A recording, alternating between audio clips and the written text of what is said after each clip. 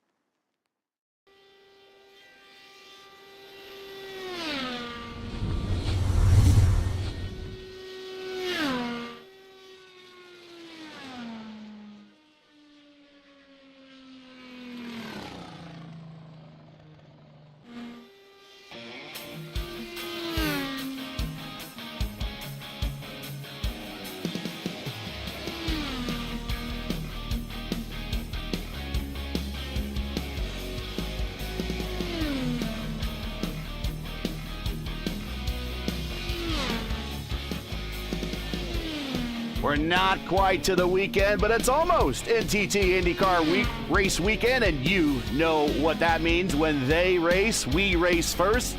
And now it's for some top split action time in the 2026 IndyCar iRacing Series Special Wednesday edition. Before the big race on Saturday, welcome to P1's coverage of round 2 of the 2026 season for the IndyCar iRacing Series. For our Saturday Top Split Wednesday special edition presented by 4D Racewear as we come to you tonight from Phoenix Raceway for the first time, believe it or not, in series history. As always, joining me in the booth is Antonio Estrada, El Patron. Good to have you back. And, well, we got a little bit of P1 Deportes going on because I got my regular broadcast partner on Tuesday nights. Also on Sunday nights is Luis Gonzalez Nunez, someone who's no stranger to these ovals. Gentlemen, you could do this whole broadcast in Spanish for all I know, and I won't understand a single word, but it's good to have you both here. Antonio, welcome back. Luis, welcome to the show. Thanks, Gary. It's great to be here, and yeah, I guess we can do it. You know, we're the majority here, so bienvenidos. I could potentially do this entirely in Spanish, but we're gonna humor you, and no, it's great to be back here. Honestly, you know, the fixed race that we did earlier in the season was a ton of fun here at Phoenix, and now with that and given a little bit more time to hone on their setups, I imagine that it's going to be a very, very interesting race, very exciting one at that. Please. Yeah, really excited to be here on Wednesday night on this race, long race, 250 laps in Phoenix. It's gonna really excited to see what's happened, and good field today. Really good field with 14 off. Let's put in a 5K because it's just 6 points less the 5K. But really, thank you so much for everyone to be here at this race. 49.94. Yeah. What about how about we go through the starting field, Gary? I think it is a good time to do that, and go ahead and kick us off, El Patron. All right, so on the pole with a blistering fast lap time, that's the king, Robert Molesco III, with that 18.6. He's going to be joined by his teammate Jason Brophy, also in that 18.6 bracket. Starting third is Esteban Rodriguez, a new name that we haven't seen before. Welcome to the IAS Top Split action on P1 Broadcasting. Good to have you. Alain Breton joins in. Nice qualifying result for the previously forward man, Frenchman. He's going to be starting fourth. Starting 5th is Kwame Scott. He has 7,400 iRating, so watch out for him. I'm not familiar with him, but he's clearly very fast. He's going to be starting 5th, joined by the good old MAB, Marco Aurelio Brazil, who we know he's very, very fast in these cars. Starting 7th, we find Camille Burrell, joined by Anna Klemic, who has been having an absolutely amazing season all around the IndyCar discipline, so she's going to be starting 8th. Starting 9th is Casey Bobolanes, joined by Caleb Bashir, who's going to be starting 10th. Starting 11th, that's Preston Forson, joined by Matt Taylor. Starting 13th is Ethan Morris, joined by my teammate Ty Quilla from Rogue Racing. Starting 15th, the prodigy, Indy Kirkenbauer, is going to be starting next to Jared Curry, is going to be starting 16th. Matt Hollible is going to be starting 17th, joined by Hayato Matsuda, starting 18th. John Stellar is 19th. Tyler DeBosch is going to be starting 220. Togo Hisada from Japan is going to be starting 21st, joined by AJ Pritchett, starting 22nd. Jacob Ulster didn't set a qualifying time. He's going to be starting 27th. Alex Vanderton, Jack Buser, Austin Richmiller, and Alex Hallinar also didn't set a time as we're getting ready to go green here, Gary. And they can go whenever they want. There they go. Green flag is out. I have to rush a little bit through those last ones. Very early start so far.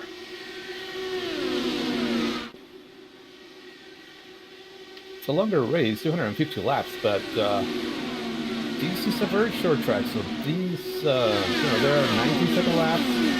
This could potentially get wrapped up very, very quickly. Malechka with the lead over Brophy. Rodriguez in 3rd, Bruteau 4th, Scott in 5th. Now Bruteau back to 5th as Scott is attacking. As we were watching the battle further on back with Treston Fortson. Woo, we're getting ready to go 3 wide there with Matt Taylor. Now we're thinking 4 wide. Here comes Ty Quilla. All these guys, Oval Meisters, looking to make a good impression here. And here comes Ty Quilla, 3 wide into inside, going into the corner, makes contact with the prodigy. And we're under caution very early here at Phoenix. Oh my goodness. Big net code. I think there was a ton of net code.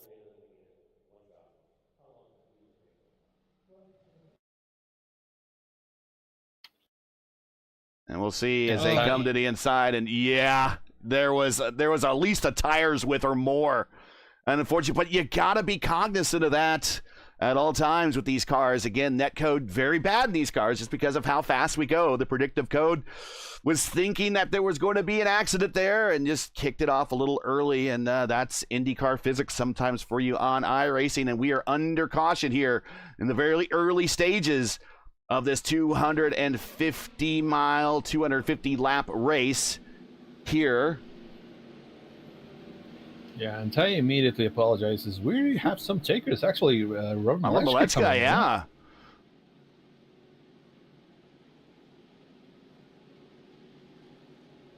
I'm working on some also paid in. My supplemental overlays to come on up here so we can get some additional stats, what's going on. But Robert Malechka just nearly missing the win last night at Legacy, Texas on our Top Split broadcast. And he might be going to the back to work on some mileage. I would not be surprised if he is. And also back there, he does have some teammates that he could work with as well. Jacob Oster is back there. And, yeah, you have unlimited tire sets here, so might as well. Yeah. Smoke them if you got them. I mean, the tire bill's free, but the Team Power Slide or a private label Team Power Slide, Team Hype, however you want to call it, the Super Team Hyper Slide is going to split strategies. Jason Brophy going to be the leader. He's going to pick up the lead. Move up Rodriguez a second. Kwame Scott. There we go. That's what I'm trying to say. He is in 3rd. Bruteau is in 4th. And MAB is in 5th. Guys, we know how fast MAB is, but almost to his own detriment. Remember, Lewis, we saw MAB very fast in the open test for the PRI Hoosier 500. Oh, yeah. But he didn't qualify. Yeah, like I always said this. He have a good setup for qualifying. He's really fast. I used to race with him. I used to race it with in the Spanish leagues with him in the team. But in race, I don't know what happened with him. I know at that time he didn't qualify because the other teams they have a lot of head around. And he always told me I always do my setup by myself, and nobody helped me. Maybe they helped me one or two people, but that's it. But in the big teams like a Maresca team and the others, they have a no one. They have a 6 or 7 working in one setup. So unfortunately for him, but he's here in 5, so it's do a good job now for now. And look Ready at to go green Brophy. here. Yeah, Brophy in a odd position, on positioning his car in the middle of the straightaway, set up against the wall. A little bit of a squeeze. Marco Aurelio tried to take advantage of Alan Bertot, but Alan did have a great jump as well, a great reaction. There's going to be a little bit of room right now until they get a little bit closer to each other. And also know that Robert Maleshka actually just went to P12. There were a couple of cars that were unable to pass him under, the entire pit stop sequence. So honestly, that's going to help a lot with his mileage. I imagine that he's going to start saving fuel, saving tire, and try to kind of stop here, maybe.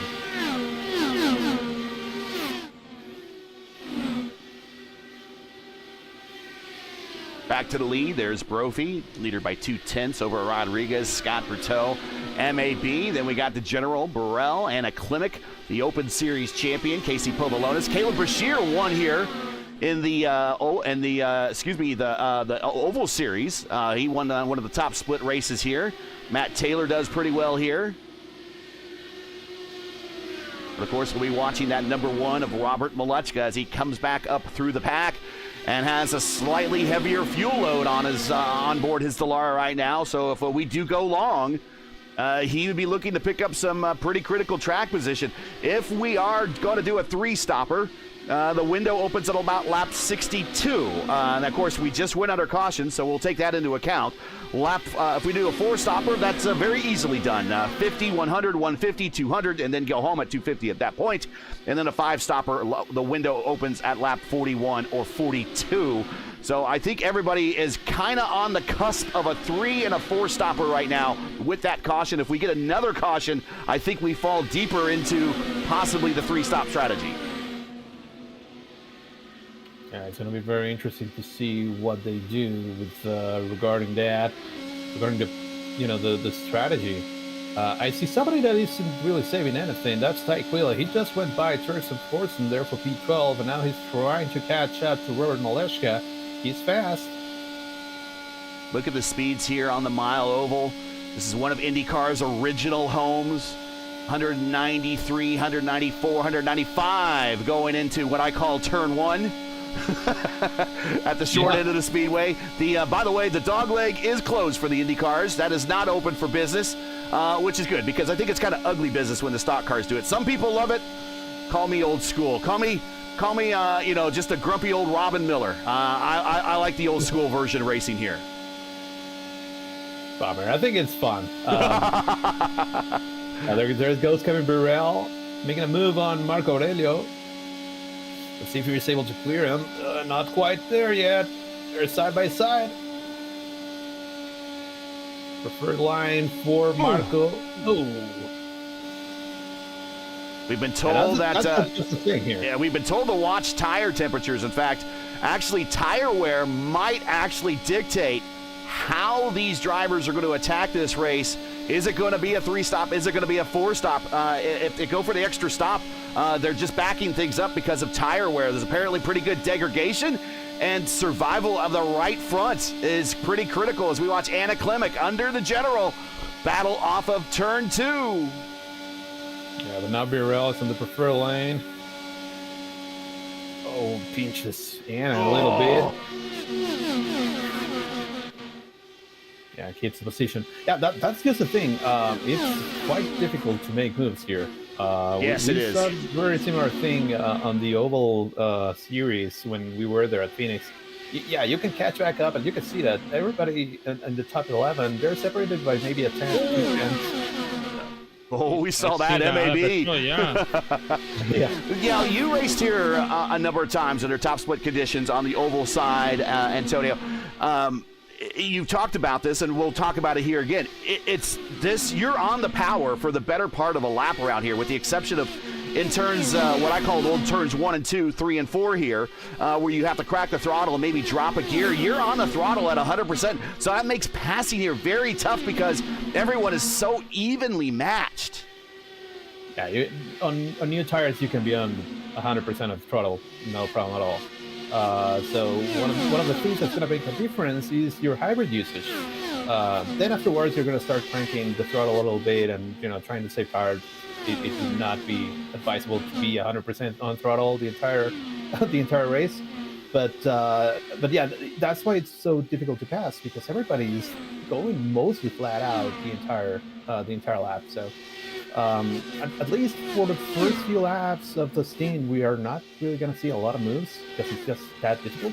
But the draft plays a huge part of here, and then the other part is the hybrid. And there we see Matt Hollenball getting around primetime John Stellard for 17th position.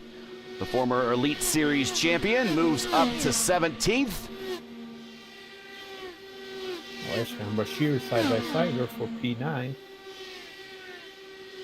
Bashir and Malechka, and then Ty Quilla in the neighborhood. Matt Taylor just behind him. A lot of IndyCar experience, basically up and down this entire top 10. But especially when you start taking MAB into account, Kevin Burrell, Anna Klimek, Casey Povolonis, Robert Malechka, Caleb Bashir, Ty Quilla. Ty Quilla, Rookie of the Year, the PRI Hoosier 500. He slides up in front of Caleb. Oh. Yeah, Bashir went a little bit too wide there, coming to the start-finish line. Bashir That opened up the door. Yeah, that'll buff out. He keeps the momentum going, Lewis. It's, like we talked about, Lewis, a very high momentum track. You've got to keep in the power. Otherwise, that's the only way you can really pass around here. Someone makes a mistake in front of you. Now, we are open setup here, so some of these guys with the better setup are going to have better performance, but still at the end of the day, a lot of the pass is incumbent upon the driver in front of you kind of making a mistake. Yeah, actually, it's unpredictable about the setup you have over here. It depends, for example, I said about Marco Aurelio, so maybe they have a good run on the first one, and then what happened on the second and third stint, they have a bad stint. So it's really unpredictable what is going to happen. For now, Robert is taking a little bit of time with the new tires. It's not really like a new. He have like a 5 laps fresh to the other ones, but he still have a lot. He taking so much time to make the pass.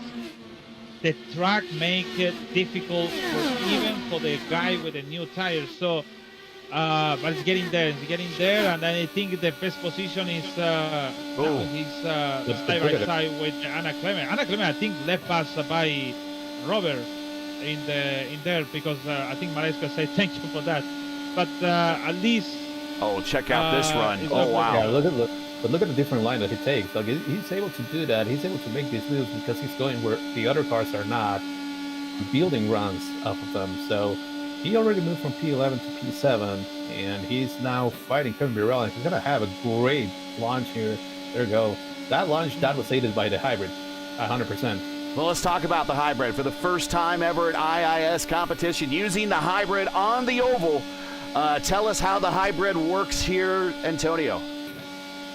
So essentially, you get an additional boost, right? It's like kind of like a push-to-pass button where it gives you a small burst of energy that comes from the hybrid engine, from the electrical side of it. In essence, it will recharge on its own automatically whenever you're off throttle or whenever you're braking. Since we're not going to be doing that here at all, we have another button that you can press where it will recharge the battery at the cost of a little bit of speed. So you can do that whenever you're entering maybe turn 1 or maybe turn 3, because you are going to lift anyway. So if you do that instead of, if you press the button instead of lifting, you're going to build or recharge your battery, and then you can use it again. So that's in essence how it works. And I'm seeing that Maleshka has just caught Macareno. He's going to the inside here. Carr into the wall, and Carr missing a front wing. Alex Van de Sant in trouble. He's up 11 spots at the moment, but he is now going to hemorrhage them all back as he has lost the front wing, made contact with the wall. Lewis, what'd you see? He have a contact with the Kilo Brashear and before the finish line, and that's why I think Brashear thinking about to go to the wall, and he breaking in the middle, and Seb Alexander could have done nothing over there, unfortunately. And he comes to pit road, and a little bit of anger there is a black flag for speeding on pit road. And this is going to, you think this could end your day, but at lap 37 of 250, he still has a lot of racing to go. But unfortunately, he's going to get a 40-second hold on top of 5 seconds to replace that front wing, Antonio. Yeah, I've been there. Like literally this season, I got a little bit of damage that was repairable. But you kind of lose a little bit of focus. You're a little bit upset, and you're trying to make up some of that time, and then just speed on pit road, and then that's going to be a day down for him. I mean, it is early, but with the lap times being so short here, that's going to put him maybe 4 to 5 laps down. That's probably going to be very, very difficult to overcome. Caution on the racetrack, and Ethan Morris into the wall. Oh, myself. Loose. He's already loose when he entered to the corner. Check him out, and he is in the green car. And you know what I say about the green cars? He's loose through old turns 3 and 4, and it just comes on around. And we heard in the pre-race from some drivers the saying that eventually tire wear is going to cause you to get loose, or excuse me, to push. Sorry, I want to take that back. To push on exit on the turn 3 exit there, going down the back stretch, the old front stretch here. To me, he was loose in the middle of the corner. Antonio, try to diagnose that best you can. Maybe didn't reset the tools, maybe left the tools in one spot, maybe overheated the tires. I'm thinking more of a maybe overheating the right rear there, maybe working too much on the weight jacker and trying to get the car to rotate, burning off that right rear and just bringing the back end around. Yeah, everybody's pitting, by the way, but yeah, that to me, when I saw the replay, sounds like exactly what you were mentioning. That was a ton of weight jacker, which affected his point of entry to the corner, which is his point of attack, and that was also overheating the right rear tire. So, because the car went without any warning, like it wasn't a slow spin that then snapped on him; it snapped like immediately. So, that's unfortunately day done for Ethan Morris, but still a ton of racing left. And looks like Tristan Fortson is actually rolling the dice. He decided not to pit. He is, and I think Alex Van de Sant was kind of hoping he would pit, and maybe he is coming down to pit now. It's possible he maybe missed the call to come to pit road because of the oddity of how pit road is here at Phoenix. And now Alex Van de Sant will go to the head of the queue, and he will get one of those 2 laps back. And I said it right as he was coming to pit road. You know, you don't want to get too aggravated, Lewis, because this is a long race. And immediately when he needed a caution, he got the caution. And now he's going to get one of those laps back to be only 2 laps down in the order instead of 3. Actually, the way he hit Brashear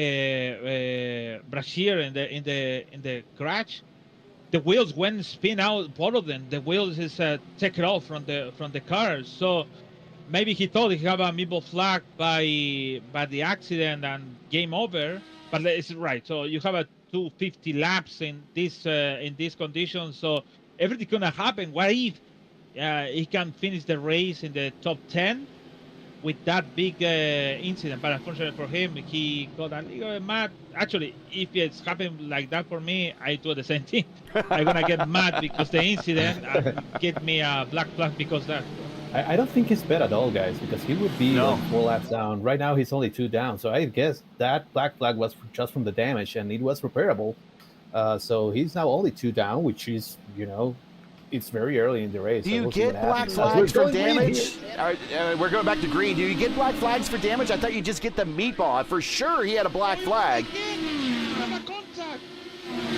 He have a black flag now, BDS. All right, so maybe not. So maybe he did. He didn't serve it. Oh no, he passed somebody. And let's see. No, Yeah, he was. He just got it. He just got Oh, it. and they are stacking up at the mid-pack, and the car in front of him just missed it, and he lost Right. another wing. He is forgiven. I think the racing gods feel bad for him now, but Right, another but incident. Austin Rich Miller just didn't go. So Bandesand, he moved to the inside because that's what you have to do because you're trying to avoid the car in front of you. But then he passed him because he's going so much faster because you're restarting. And that's when iRacing registered that he was taking an unfair advantage. Battle for the lead. Yeah, that's such a bummer for him. And Esteban Rodriguez to the point over Jason Brophy. Jason, he's there. He's all over the attenuator, but not attacking. And it makes me think that Brophy now is shifting into fuel conservation mode and just allowing Rodriguez to punch a hole in the air while Brophy gets the mileage behind, guys. Yeah, 100%. That's what you want to do. You don't want to burn fuel unnecessarily on the first, not even first half. Oh, yeah, technically the first half, but it's like the first quarter of the race. So, although she's showing the car now. Maybe on the back. Maybe his setup comes in as the tires get warmer or something on these open setup cars. Alan Berteau is in third. Robert Molechka now has moved up to fourth. Berteau finished on the podium in last season's championship. Esteban Rodriguez takes a shot to the inside, back on Brophy again, and he goes to the point. And now could these two inadvertently be working with one another to try to put a little bit more of a gap back to Berteau and Molechka? That is possible. If you do the swap draft, in a very organized way, you can build a gap. And it seems so far very organized from them. Watching this battle here between Scott Clement-Quilla and Jacob Oster. Jacob Oster started in the rear of the field. He's up 13 spots now outside the top 10. So several drivers starting the worst to first challenge. Couple of them biting him in the rear, but a couple of them showing once again as he goes to the outside of Ty Quilla and the two green cars in combat. And the former I5G driver goes and gets another position and it's going to get another shot on Clement coming off of two. Yeah, what a move here. Clears. Two cars in one lap and very, very easily. Nice moves. Now he's getting closer to Kwame Scott and Kevin Burrell. Yeah, you mentioned it. Jacob started from all the way back in the back. He's up 19 spots, making moves early in the race. It goes to the outside. He's going to have a great run here. And he's using that high line through the old turns 1 and 2. And now he's way up high in new turns 1 and 2. He cuts down on the banking, gets a run down on Scott. Can't quite clear him. Kevin Burrell leads the train. Nobody's going that high, and it gives him the opportunity to be there because nobody else is daring to do it. I think gets a little boxed in. Oh, wow, big run. Kevin Burrell gets right to the back of Scott, and he has no place to go. The bottom opens up for Jacob Oster, and he gets another couple more position, guys. Very nice moves here. Yeah, experience in these cars definitely shows up, and we all know Oster. He's so fast. Yeah, he made a Pro Series for a reason, Anna Klimek, our Open Series champion, to the bottom side of Kevin Burrell, two-time defending champion of the IIS for the last 2 seasons.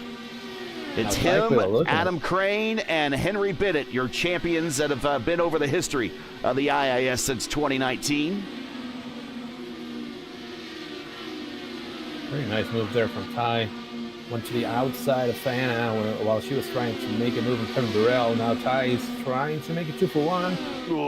Goes to the inside, pushes up a little bit. That's where the car is pushing, right there in the center of the corner, right there on exit. You just don't want to be in the wrong place at the wrong time. Here are the points coming into today's event. Christian Hilgard not in the lineup tonight is your points leader. Aiden Mate's also not in the event tonight is second in points. Kevin Burrell in third. But a lot of these names you see that are on that top 10 list not in the lineup tonight. So this is going to change after 1 week of starting on the road courses. Here come the oval guys to kind of even things out when we get to Phoenix, Lewis. Yeah, actually, maybe they waited for the last race on Saturday, but who knows? I think the point is maybe it could be here because the broadcast, or maybe the points, the big points is on Saturday. But maybe they waited for that day to have the points, but we have to wait for what is happening over here to see if it's. I don't see. Well, Alan Bertrand, they can win some points in the championship. Even Anna Clement over there too. Yeah, between mention quickly. Go ahead. The leaders are in traffic right now.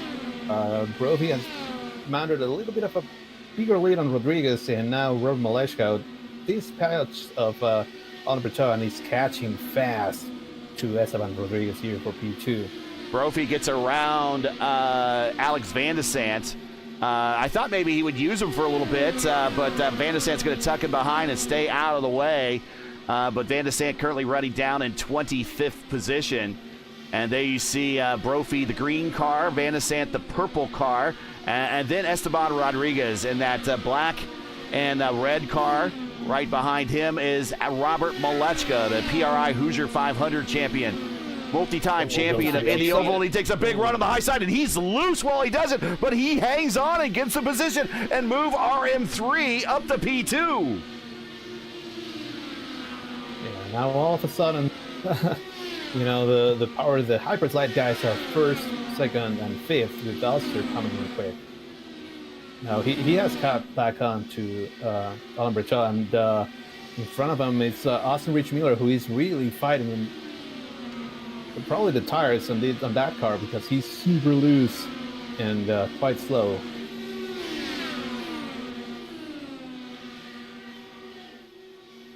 Here goes Oster to the inside. He's going to have a decent run. Let's see if he takes the outside here. I imagine he will. Yeah, nobody else is using it. Oh, slides up.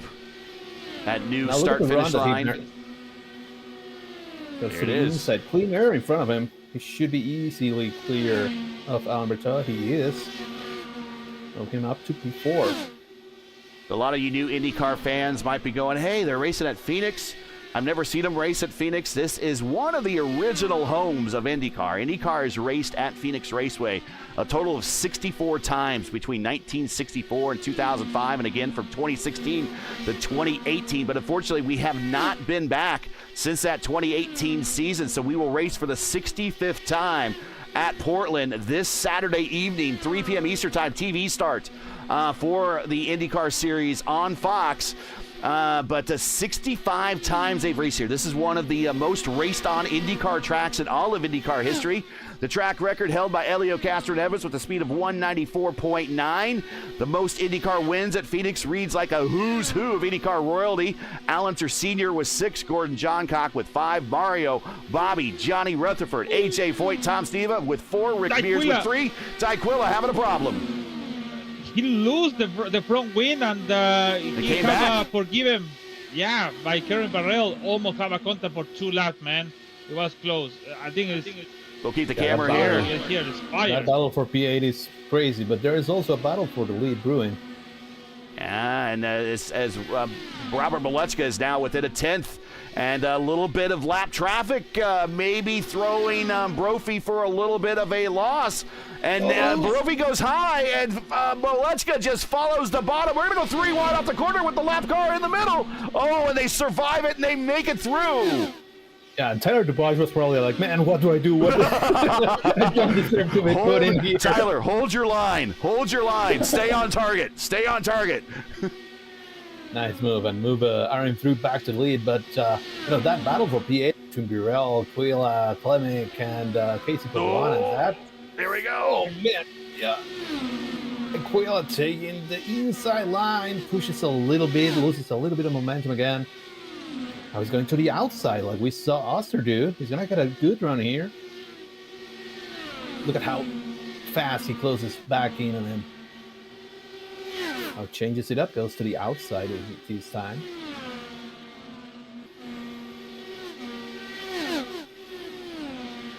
Also with wins here at Phoenix, Tony Kanaan, Sam Hornish, Ari Leindyke, Lloyd Ruby, and Bobby Rahal, each with 2 wins here. Yeah, Lloyd Ruby, old-timer, with 2 wins awesome. At Phoenix. Caution, Heyo Matsuda in the Scott Dixon livery. Hopefully that's not a sign of things to come for Scotty D as he continues to pursue AJ Foyt's all-time wins lead.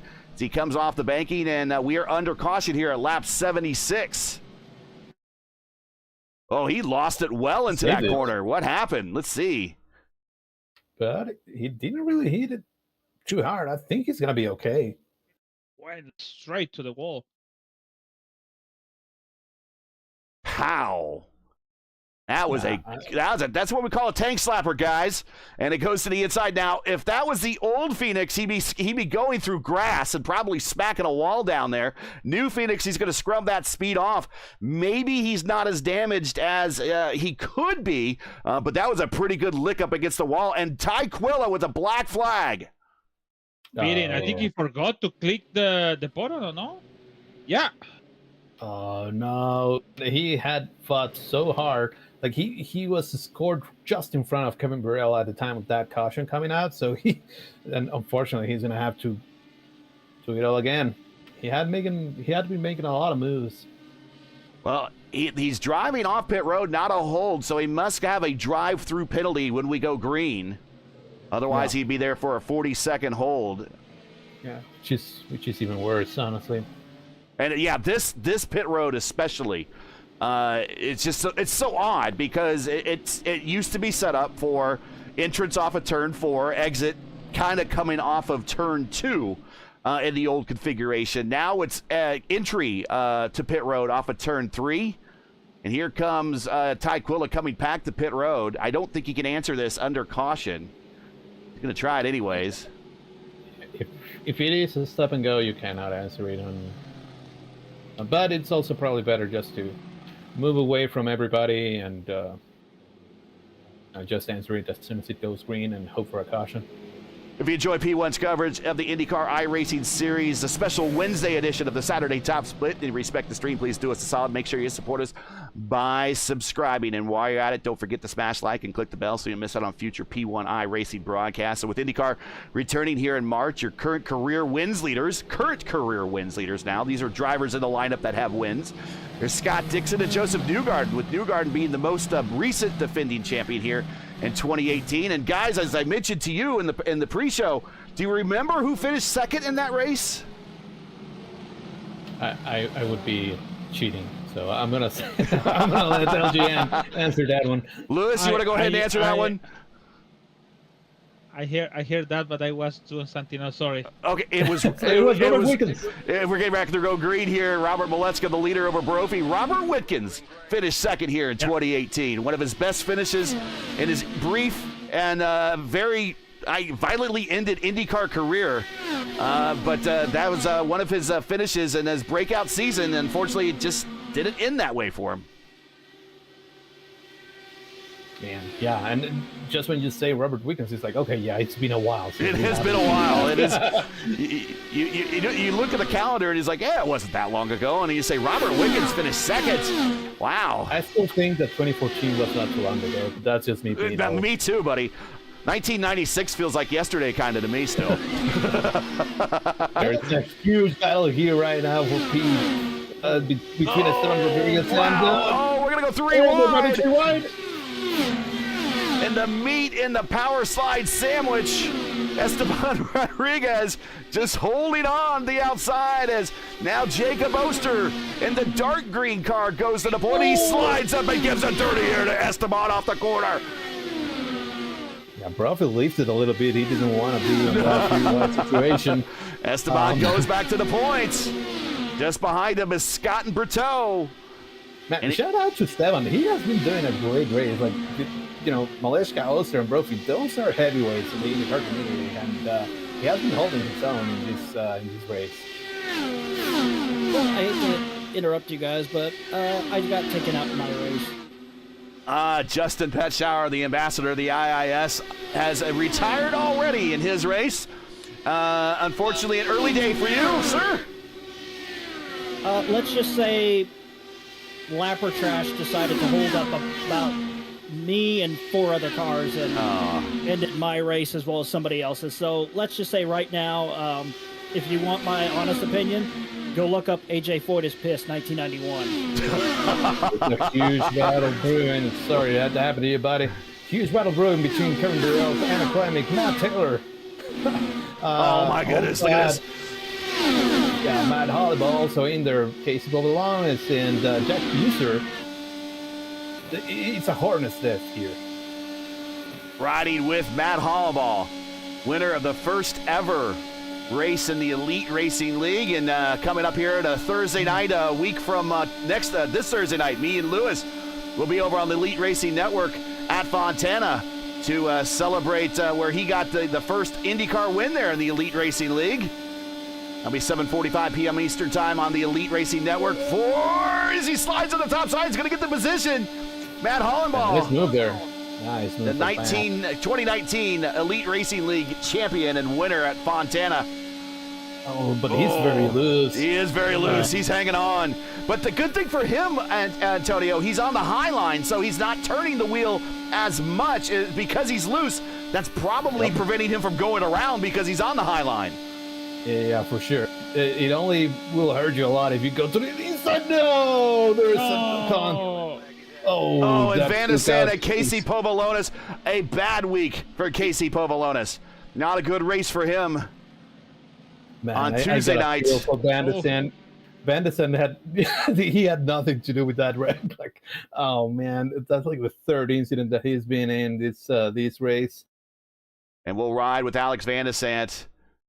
And and he just gets clipped. We'll watch again to see what happened from Casey Povolonis' point of view.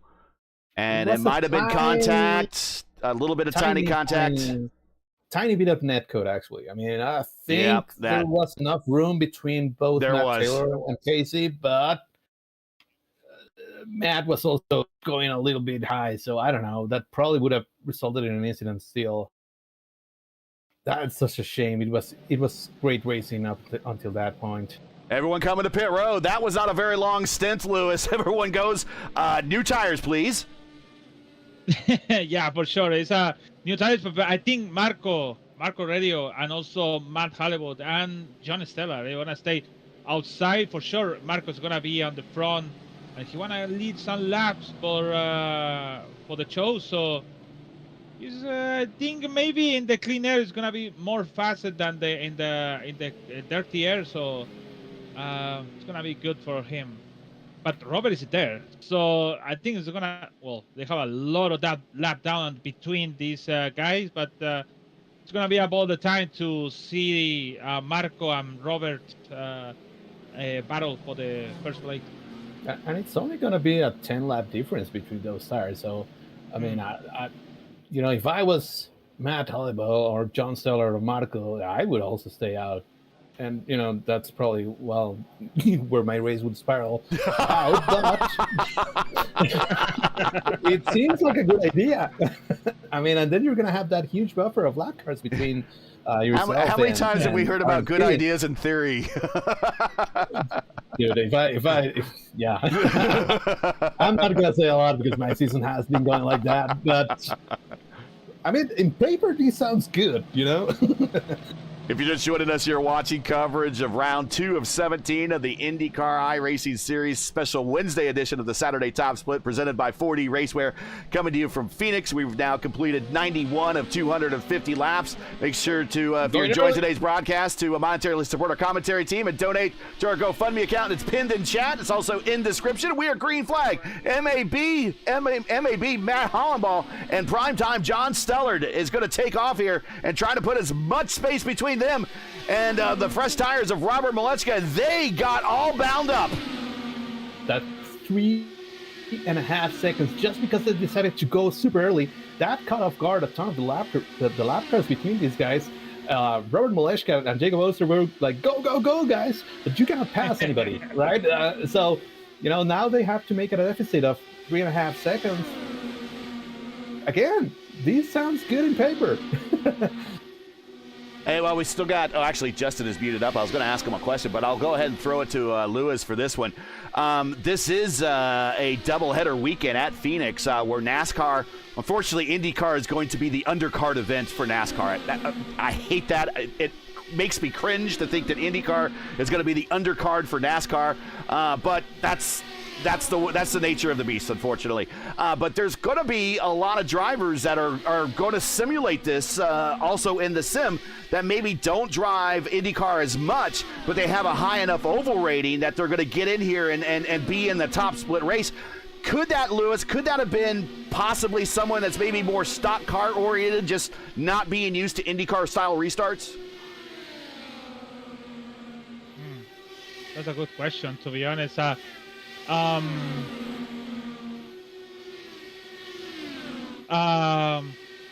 lost the question. Wait, could you repeat the question? I can try and. Well, go ahead, Antonio. What do you think about that? Is it maybe the state of some of those lap Yes. drivers there might have been stock car drivers that were used to stock car restarts, not used to the IndyCar style? Yeah, I think so. At least a couple of them. And another that maybe just we're not expecting them to go that early because maybe they don't know that you can indeed go whenever the pace car leaves the track. So yeah, that bunched everybody up, and now it's up to RM3, who has already caught him. So there goes the plan. But like it lasted for 4 laps. This is Wait, not like can I answer now what I think I just said? Because Go ahead. I got lost what you're talking about. But in my time, maybe I can think about it. If I go too early like that, I cannot get a penalty. But this guy knows about when the point he can go. We used to don't go that way, and they have this big gap for 3 seconds. Now everyone is close. But that's true. I think people think it because it's NASCAR, you have to go with that zone. But in IndyCar, you can go whatever you want when the pace car is coming in, or depend the league where you're racing. But here, the moment you don't pass the pace car, you can go whatever you want. But that is a big margin to go before the turn 3 and 4, passing the line with 3 seconds behind all that group. Yeah, and Phoenix is weird, where it's probably the only track that allows you to go maybe half a lap early. It actually allows you to do a proper. Really matter.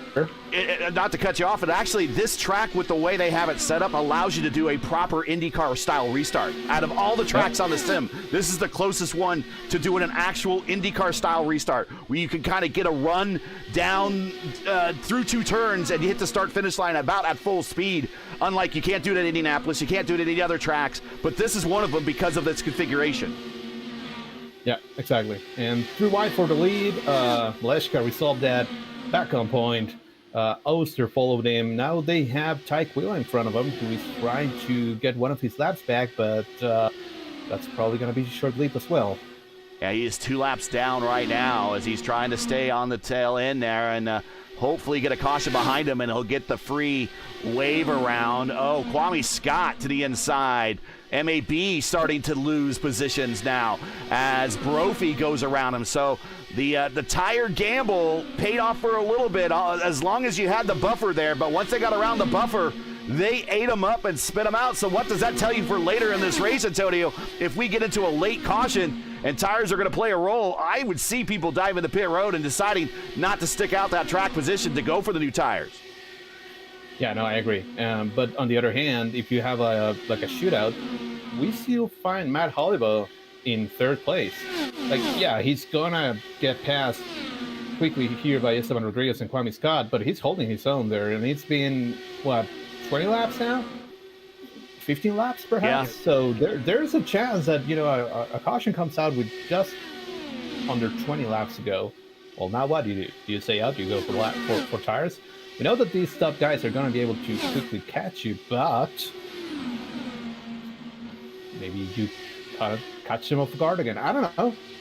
I think this opens up the possibilities for different strategies down the road. Watching a battle of the tail end of the top 10. Primetime John Stellard back now outside of the top 10. Jack Busser up into the top 10, and he's going to take a stab at the Open Series champion, Anna Klimek, to the low side as Heyo Matsuda up into the wall off of turn 4. Yeah, I would say on the flip side of the coin of what I was just mentioning, we need to watch both MAB and Stellard, which also stayed out. So far, MAB, he's running 7th. He has like a second buffer to Alan Berteau in P8, so I think he's pretty much where he was running, so no harm, no foul. And John Stellard, well, he made up some ground because I think he was in the 20s. So right now he's still running P11, but now he has the Hornets behind him. That's Burrell, Taylor, Brashear, and Pritchett. And we'll see where it settles. I guess we also saw the difference between tires. Like, it matters quite a bit. And while we got a little green flag racing time, let's go through the field. Robert Malechka is your leader, started on the pole. Curley is the leader. Went to the back of the pack for a while and picked up some track position on a caution that allowed him to come to pit road and picked up a bunch of track position there, and now he's back to the lead. Teammate Jacob Oster right behind him. Matt Hollenball in Satellite Racing. He is in third. Right behind him is technical teammate. That is not a battle for position. That is Ty Quilla. Unfortunately, he is down 3 laps now to the leader in 23rd. Right behind Ty Quilla and that black and silver car is Esteban Rodriguez. And Lewis, we don't see Esteban very often in top split races, at least on our Tuesday night broadcast. So this is kind of one of the first times we got a chance to see him, and he has really held tough. He has held more than his own up in the top 5 all race long. Yeah, Esteban Gutierrez with 5.9 iRating here in the IIS, doing a pretty good job, to be honest, with the big names they have on the back, Brofin, Marco, they have Broto, they have Klimek on the back, and he loses only one position. He's starting on 3rd today, and just he have these 3 guys on the front with Maleska, Oster, and Matt on the front, but he do a oh my God, so close. I don't want to say. I don't want to. Well. He's still on the track at least, surviving on that wall. Everyone hitting and touching and kissing that wall. I can see dust every time when they passing from there. For sure, some of them is Necto, some of them like now on the front hit by Ty Quilla. So it is kind of dangerous, that wall for now. Yeah, both Kwame Scott and Esteban Rodriguez doing a hell of a job. Run P4, P5. Right now, Esteban holding up. Oh! Brophy using a little bit of the chrome horn. He was going back to his NASCAR roots. Brophy giving Kwame Scott a little bit of how's about you in the rear there. But we survived to see another lap. And I think Esteban Rodriguez and Kwame Scott are teammates. They have very similar liveries, just in different colors. So they might be helping out one another right now at this point in the race. But Kwame Scott also with a good start, and he is currently in 5th. Jason Brophy has been up front, started 2nd, currently runs in 6th.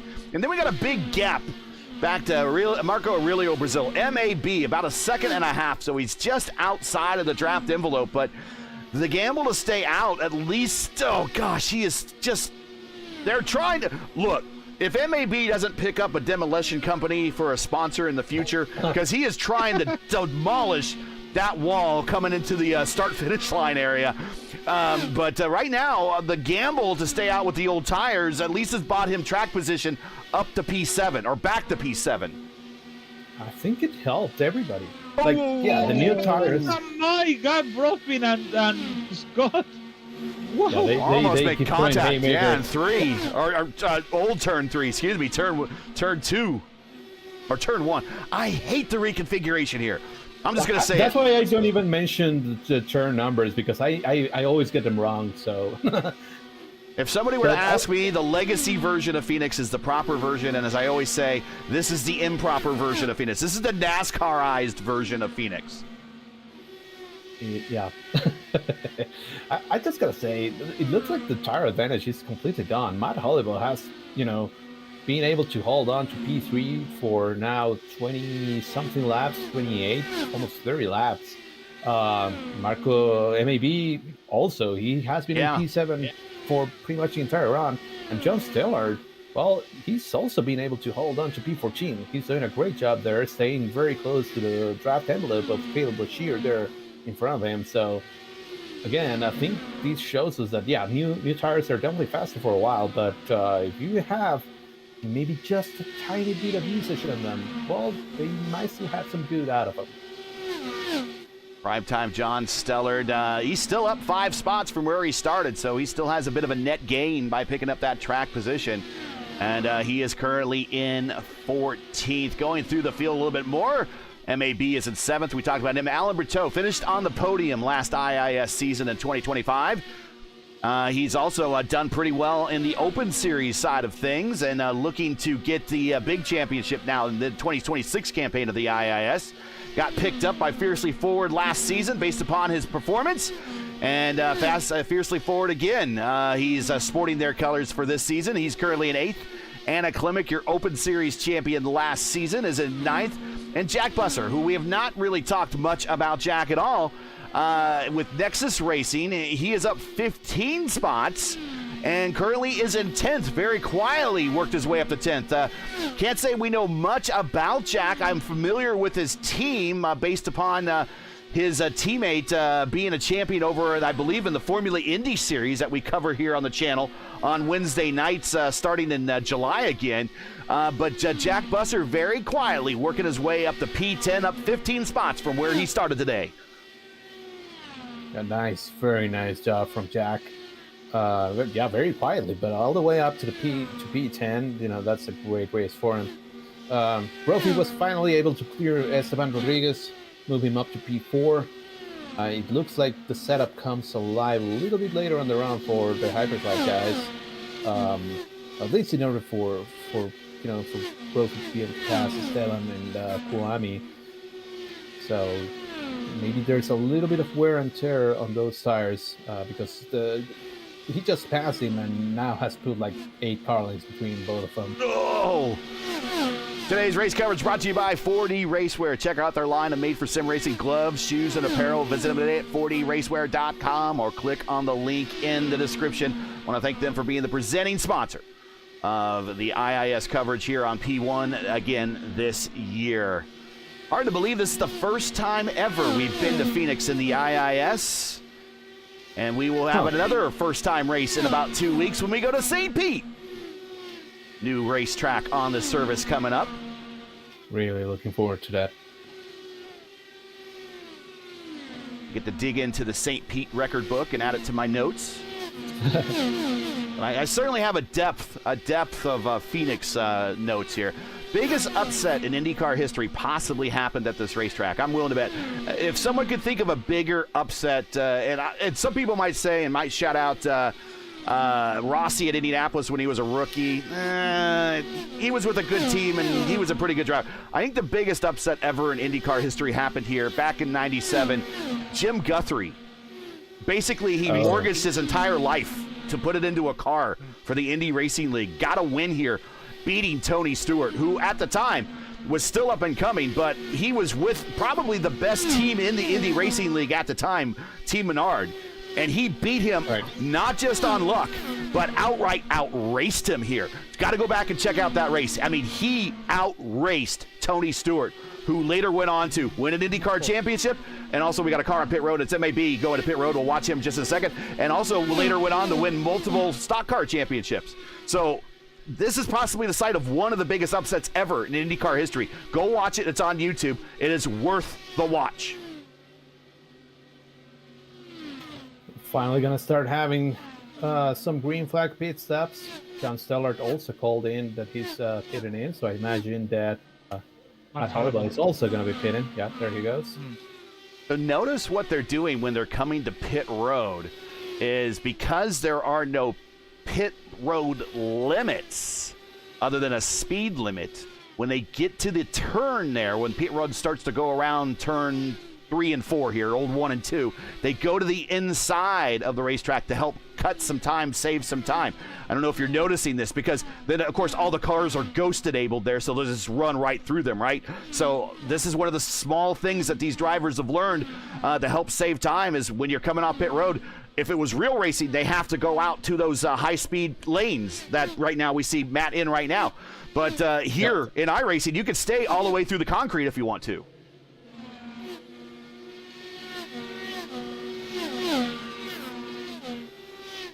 Yeah, it's interesting how the shape of the pit lane dictates how you can attack it, and you know that everybody's going to take advantage of it one way or another. Tego Hisada pitting. Hale Masada on pit road in the Scott Dixon livery. Of course, Scott Dixon, a former winner here. Togo Hisada. He's on pit road for a scheduled stop. Meanwhile, up front, Robert Malechka. Oh, right behind him, that is Alex Hallinar. And Hallinar almost greeted the turn 2 wall. Oh, geez, almost did it again. An Oster's going to be like, okay, all right, I got to get around this guy. And he does. Hallinar stays high through turns 1 and 2. Matt Hollenball is out in 15th position. Marco Aurelio Brazil is in 60th, so Matt Hollenball actually makes up a position. He was kind of in front of him maybe as well. Let's see how they actually... Well, he was. You're right. Yeah, he was. Else. You're right. Sorry, I forgot about that. Yeah, I was thinking MAB because he came to pit road first. Sorry. That's right. He was ahead of MAB. So that's right. He should hold on to that track position, and he does. That's why I have people like you to help me with these races. And you see, there are still a couple of battles on track, but now they're unable to do anything. Matt Taylor is very, very close to Kevin Burrell and has been for the entire stint. But the tires are so worn out at this point in the stint that you cannot really do anything. Like, you can get a little closer, but then when you try and make a move, there is just no response because you also have to lift so much more to just make sure that you get to the end of the stint. Taylor looks loose. Taylor looks loose. Oh, Jared Cordy up into the gray. The NXT star that we see from our NXT coverage, or Indy Next coverage on Monday and Tuesday nights. Taylor wanted to go up the racetrack, and Jared was there. New Luke Mansky Racing recruit, Jared Curry. I like that paint job. I like the little yellow halo that he has on his car there. Yeah, makes it a little distinct. RM3 pitting. Scheduled stop, and he goes 55 laps. Actually, 57 laps on that stint. So one more stop after this, and it'll be good to go to the end. And I imagine that they're just going to try and split it in half. Yeah. Right? Like all the way to lap 200, be done with it.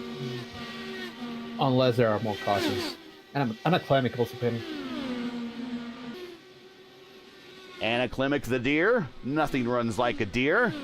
She is on pit road, and then again down on the white line on pit road, trying to make that corner shorter as she pits on the other side. All right, we'll go to Brophy. She comes to the other side of her technical teammate there. And everybody coming to pit road right now. We see Fortson coming to pit road. Esteban Rodriguez coming to pit road. Alan Berteau coming to pit road with a big twitch. Jack Busser comes to pit road. He got up to the line pretty quickly. Jacob Oster from the lead comes to pit road. Oh, Ale Bertrand, they have a black flag. Oh, Berto, black flag speeding No, for the no. Frenchman. He had been doing such a great race, up in the top 7. Too fast. Yeah, too fast entering. That's gonna be out. 40-second hold. That's race done for him. So Kevin Burrell inherits the lead, and he's going to inherit the lead just by staying out. We suspect he's coming to pit road. Now look at him cut to the bottom of the racetrack right in front of Robert Malechka. He had no choice. He had to come to pit road that time. Otherwise, he was probably going to run out of fuel next time by. So he had to make it to pit road post haste. Yeah. Jacob Oster coming off of pit road. Sorry. Bertrand across the line on 63. So 45 is 45 miles per hour. Yeah, that's too much. This is a painful long hold for him. There is some leniency on the pit limit, but that's not that's way too much.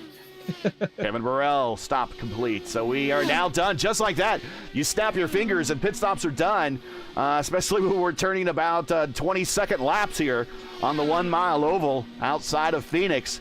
It's Robert Malechka, your leader, Jacob Oster, in second, Matt Hollenball in third.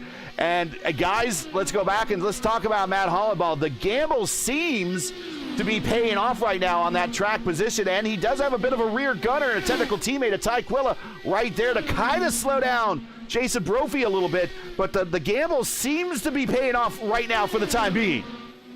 Yeah, it's going to be rough. He needs to really defend on these first 5-10 laps. There it goes. Because there was going to be a ton of difference, a 10-lap difference between the tires of both of them. And Brophy sends it 3 wide through the corners and gets the position. But still, a net gain for Matt, because Matt Hollenball was running around P15, and now he's running, P4, and has a good buffer to Kwame Scott behind him, who is like 5 seconds behind. Like 1.5 seconds behind, and that was very close. We got the intervals up on the tree there, and he's just a second and a third behind. We'll go ahead and change that to intervals behind the leader, give you the overall lead of the leader. Malechka got himself a 2.6 second lead. But this battle back here for Brophy and Hollenball, third and fourth, rages on. Esteban Rodriguez and Kwame Scott are interested parties back there.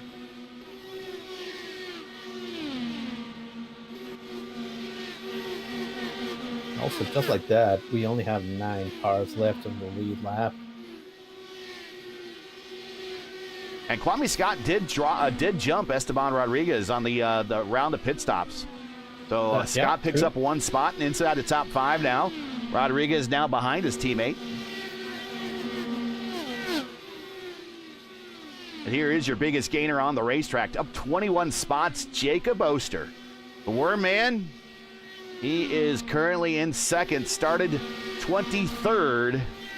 And if he finishes on the podium, unfortunately, he's not eligible for the Luis Gonzalez Nunez Driver of the Race Award, but still pretty impressive, Luis.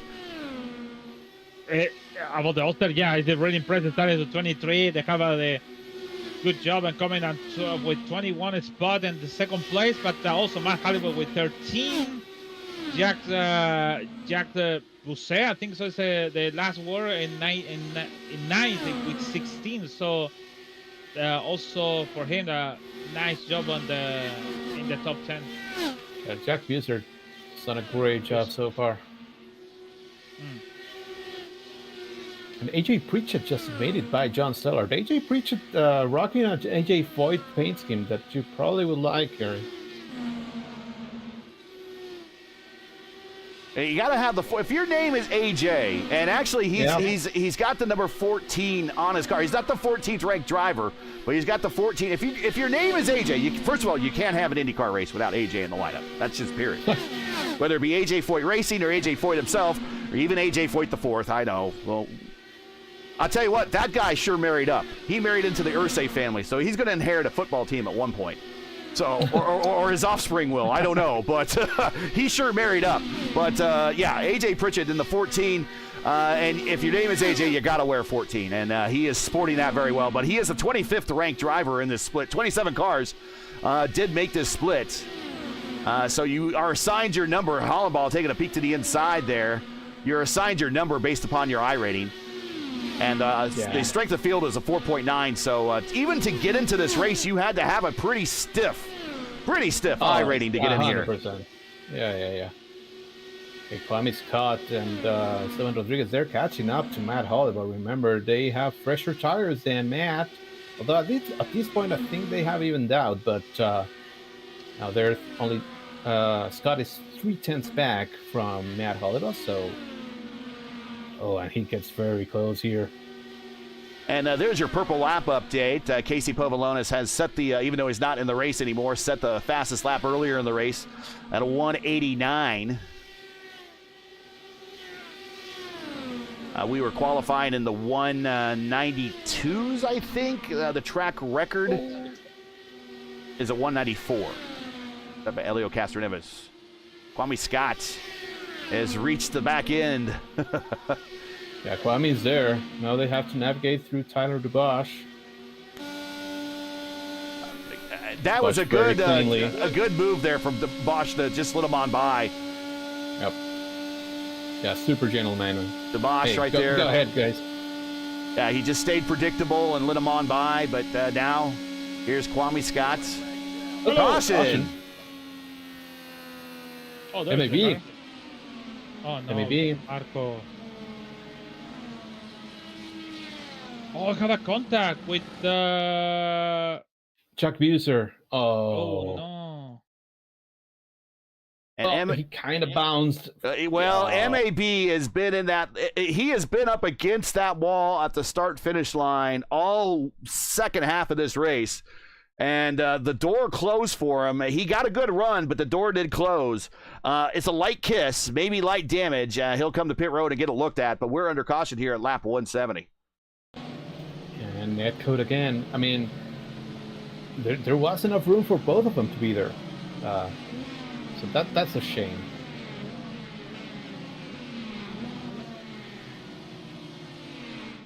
Right, so everybody's going to pay it here. And I don't think MAB has that much damage. No, I don't think he does. It's a new wing. So he's probably going to take the wave around here.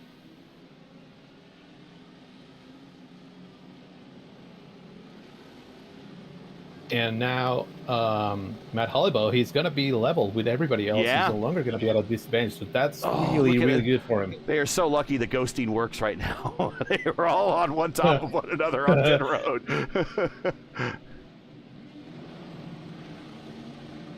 There's Robert Malechka in his box. Brophy in his box. Esteban Rodriguez in his. Oster. Just almost. The way he was rolling out, I thought maybe he had a shot at Malechka, but Malechka clears very early and still holds on to the lead. Oster in second, Brophy in third. Though it's a team hype 1, 2, and 3 at the moment. There are a bunch of takers that are going to take the waiver on. Kevin Burrell is going to go back to the lead laps, and with Matt Taylor, MAB. Ty Quill is going to get one of his laps back. AJ Pritchett, Tristan Fortson, and Alex Hallinar, who we hadn't really mentioned.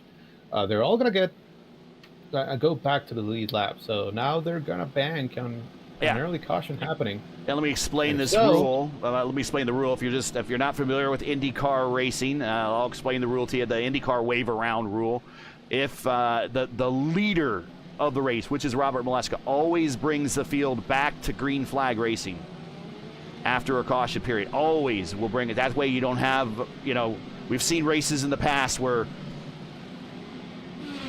Matsuda, is leading the King Hero, right? He's leading the pack coming up to a green flag, and that might not be the best driver you want to lead the driver, King Hero, up there to lead the green flag for a race. So to make things easy, the drivers in front of the leader get the wave around. The leader then, by virtue of earning the lead and, by getting up there and racing for it, he gets to bring the race back up to green and lead us back to the green flag. So this is exactly what you see. While all the while, the other drivers that were just in front of them get the wave around and they will join the back of the line. But and they got to get back there quickly because it doesn't take long before they get back to the green zone. And we are back underway here at lap 172, coming to 173. It's Robert Molechka, Jacob Oster, and Brophy. Team Hype dominating the top 5 right now. And then we got Kwame Scott and Matt Hollenbaugh in 4th and 5th. Yeah, and Esteban Rodriguez trying to make a move here early on Matt Hollenbaugh there for P6. Really good jump by RM3 and Oster.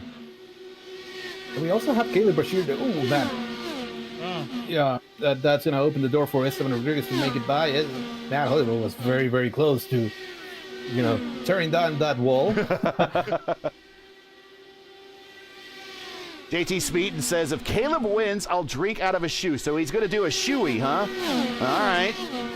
Well, you're lucky he's a lap down right now, so you might not have to drink out of a dirty shoe.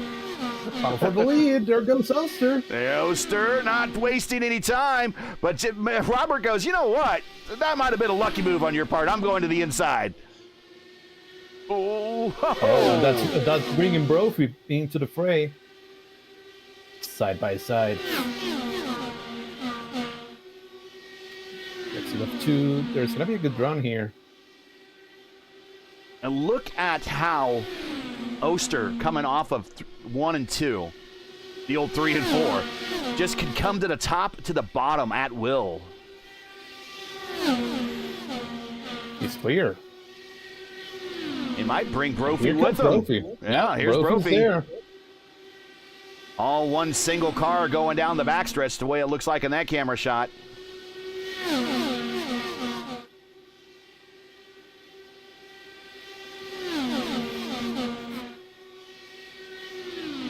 Thing is, they cannot make it. They still need to pit once more.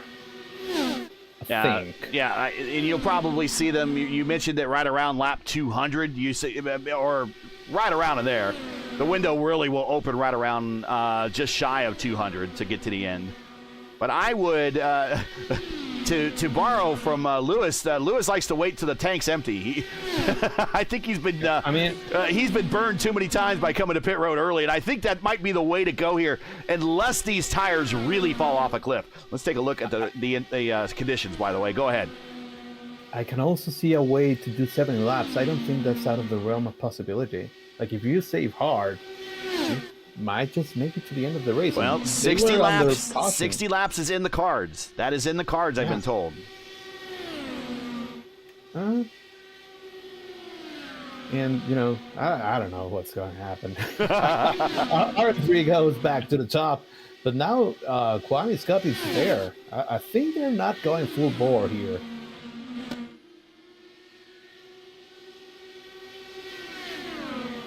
Gonna get a good run here on Jason Brophy. Kwame Scott, that is. Goes to the inside. We have seen too many races on this channel and other channels we've done, Lewis. We've seen too many races with Team Hype in the lineup, and we just know how hard it is to pull off a pass on Team Hype. And that looked rather easy for Kwame Scott. And I'm going to back up the point that Antonio just made. I think they are backing it down off the pace all the while. I think Kwame Scott's on full burn. He might be getting sucked into a strategy that is going to cost him here if he's staying on full burn. And Molechka, Oster, and Brophy are backing it down a little bit. Yeah, and you don't realize it until it's too late. But yeah, go ahead, Luis. Yeah, so I always said about the race when I racing in the Lionheart with Brophy, Kraus, and Molechka, others. I went so fast. It wasn't a Motegi and one of the races in the IndyCar and the Lionheart. I went so fast and full burning the thing. I finished. I wasn't fit for or something like that. And at that point, I started to realize, how I get past all these guys? What is the point? Yeah, they save the fuel. And then on the end, I finished on 15 or 16 or something like that, with 1 lap down. And they finished on the top, on the front to me because they save fuel. So that's the point I can think about. It's about maybe they save fuel. They don't want to get in trouble. That's why it's Oster is in one line behind on Maleska. Now Brophy came back to in third to regroup with these two guys to maybe save a little bit fuel. At some point, maybe Oster is gonna be on the front to put the Maleska start to save the fuel map. And what if? Who knows? Maybe they have a chance. We've seen also too. You mentioned Gary. We've seen in some of the leagues making some numbers we never see in the numbers on the steam. They never see it in one race, and they do it because they can read. And it's happened also too in the Indy 500, the IRL, and the ERL. Sorry, when the guy is down on the back, and then he finished on the front. In the top 3 by saving fuel, so it's really everything possible for this race, and with 62 to go. That always happens, right? Like whenever if somebody is like, oh yeah, we can maybe do 60 laps in a tank by saving hard, then the hyper slide guys come in and they're able to do 70, and it's like, okay, well, I guess you could do more. So yeah, they know the cars in and out. And you know, if their setup allows us to also, I'm sure they're thinking about it, at least thinking about it. As we start seeing some of the guys that took the waiver run have to bail out of that strategy. Tristan Fortson just went into the pits. We still have Kevin Burrell and Matt Taylor hoping for a caution, same as MAV and AJ Pritchett and Alex Allen are there, still turning laps, hoping for something to bail them out, but otherwise they're going to need to pit. It's pretty very, good very experience experienced up there, though, to just be turning as many laps as possible. It's a very long race, 250 laps. 250 laps is a relatively new number that IndyCar has been turning here. Typically, traditionally, they've turned mostly 200-lap races. They've done some 100 and 150s in the past before, but now because of the speed of the cars, and, well, just a little bit extra TV time. 250 lap miles is what they're doing now here. So in real life, that's what they'll do here in the IIS. The IIS mirrors the real-life NTT IndyCar Series. So they do 250, we do 250. The only race that's not like that is the Indy 500. We'll do 500K instead of 500 miles. So actually, the longest race for us in the year is when we go to Gateway here. Here is the schedule, by the way. We'll bring it up on the screen here, show you. Here is the schedule. And we've already done Sebring. Obviously, we are doing the Phoenix right now. Then we will go to St. Petersburg to fill in for Arlington. Then Barber, then Long Beach, then Indianapolis 500. Then we'll go to the proper race in Detroit at Belle Isle.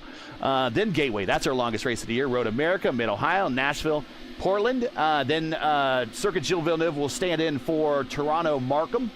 Chicago Street Course will stand in for DC, the Milwaukee Mile, and then we'll wrap up like we have so many other IndyCar seasons in previous histories at Laguna Seca. Most races are going to be at 2 p.m. Eastern time on Saturdays after the time change here this weekend. And that schedule should be in the description. Just look at the description, and we'll have also many of the thumbnails up on the channel. And all you need to do is hit the Remind Me button, and you'll be reminded of when we go live. Go ahead, Antonio. No, I was just watching Matt Hollibaugh. Yeah, they're definitely saving fuel. If you go on board with him, you're going to hear the engine. Like, he's lifting, coasting. He's not going full throttle. They're clearly being aided by the hybrid, and yeah, they're trying to make it all the way to the end.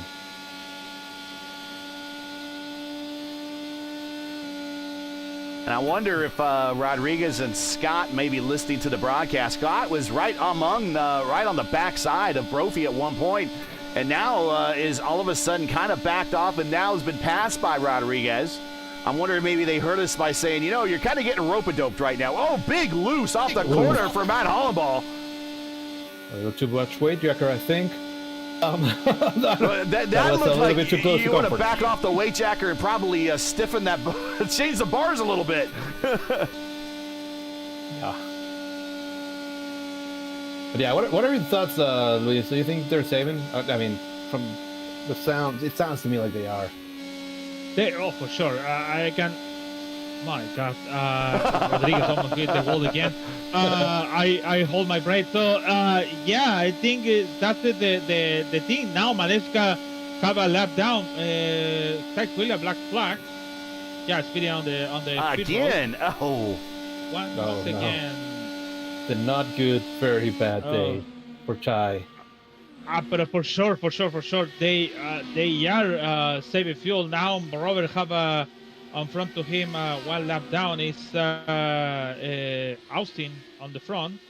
Gonna make the pass for sure. You don't want to have him on the front, but yeah, I think the saving fuel is very important with 47 to go, and they want to survive. They must to do it.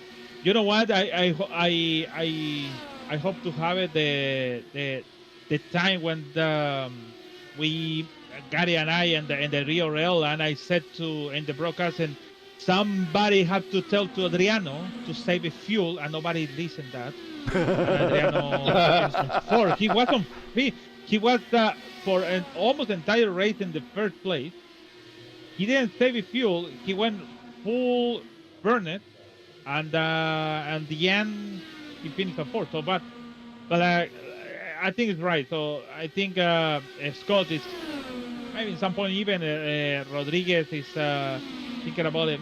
I think it's not gonna be a yellow. Actually, everyone is sprayed around the track. It's just a couple dots in one position, but it's just everyone is sprayed, and means maybe the race is gonna finish like that in green.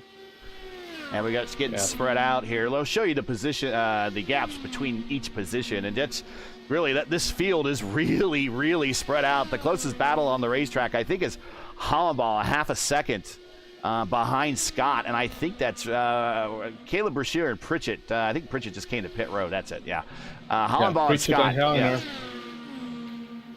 Yeah, and you know, if Kevin Burrell and Matt Taylor haven't pitted yet, they pit last lap 150. It's an easy save. These guys are no longer going to go to pit road. But they're still holding Burrell and Taylor, that is. Yeah, Burrell pitted on lap 152, Taylor 151, so they definitely have to come to pit road here before the end of this race.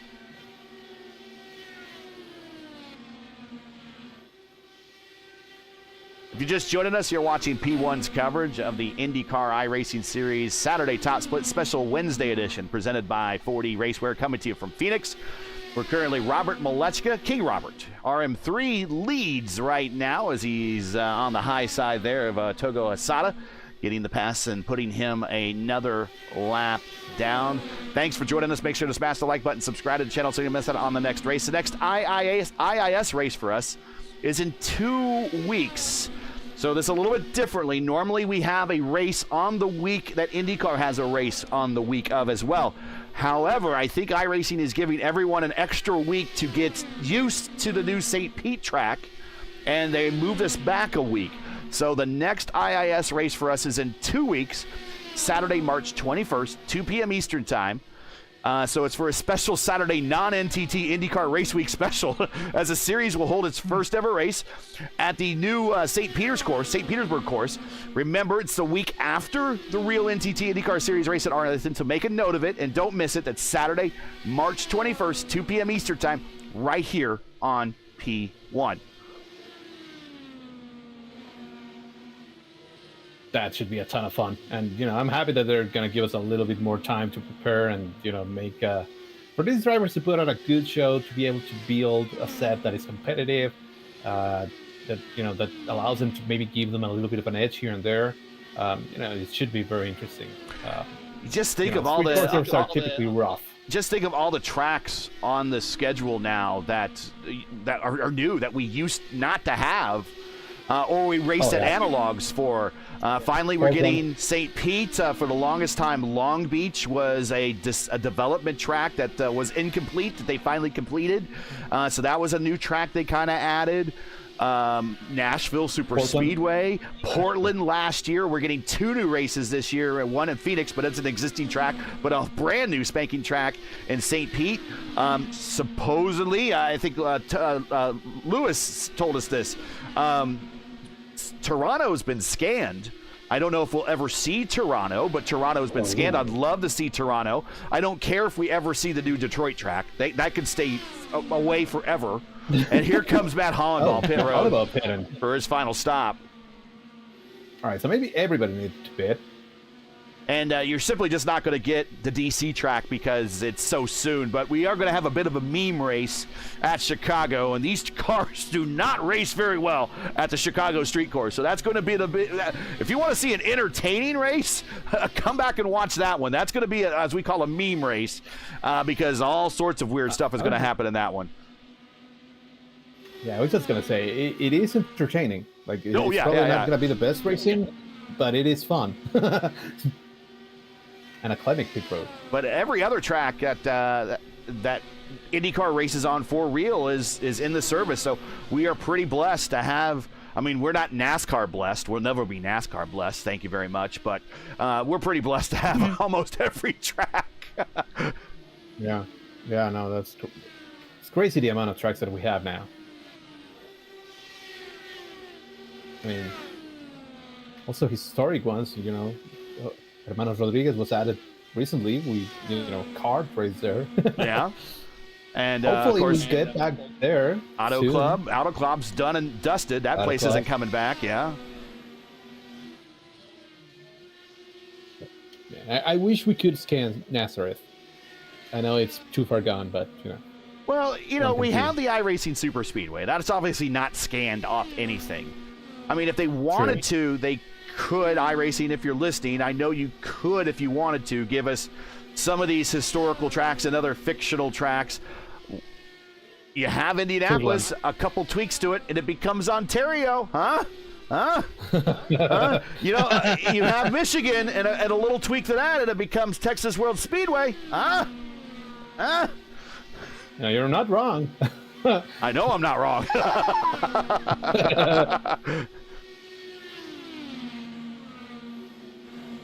What about Chicago? The Chicago Speedway. Chicago Motor Speedway or Chicagoland? No, the other one, the Motor Speedway. The 1 mile oval that Chip Ganassi owned for a while. Basically, I would say it's probably closer to a carbon copy of Milwaukee.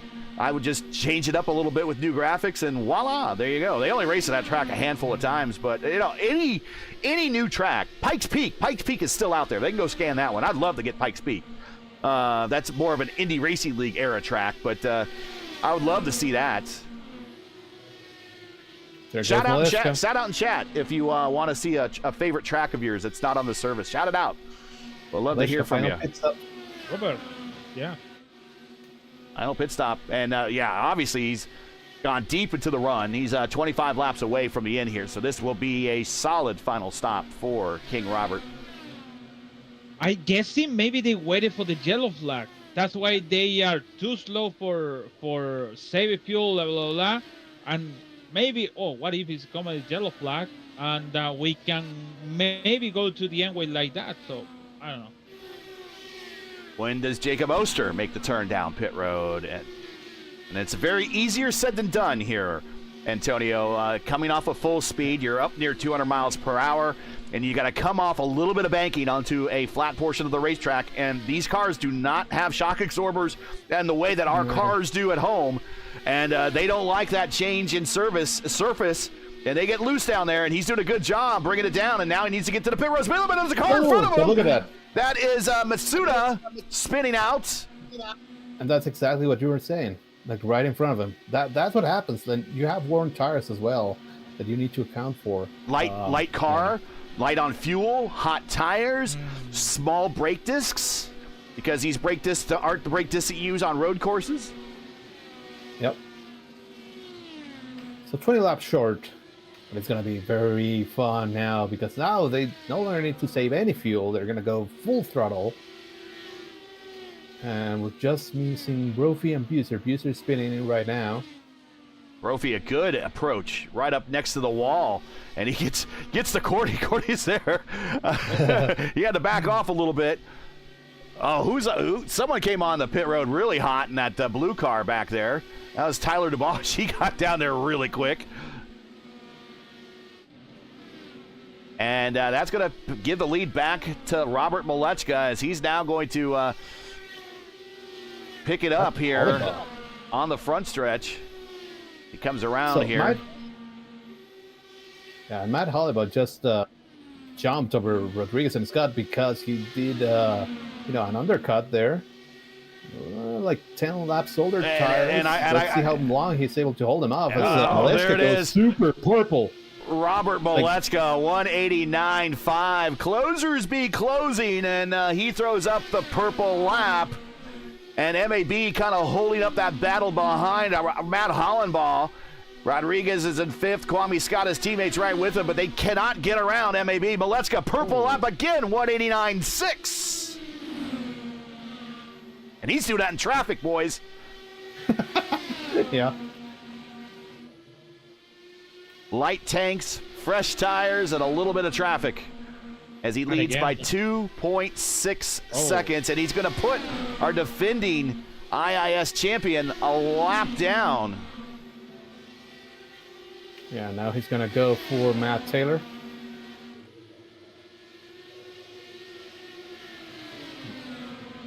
There's 20 lap older tires for Matt Taylor, so the easy job for Robert Malechka's Oster. Oh, Jacob Oster, 189.7. Anything you could do, I can do better, except I'm in second place.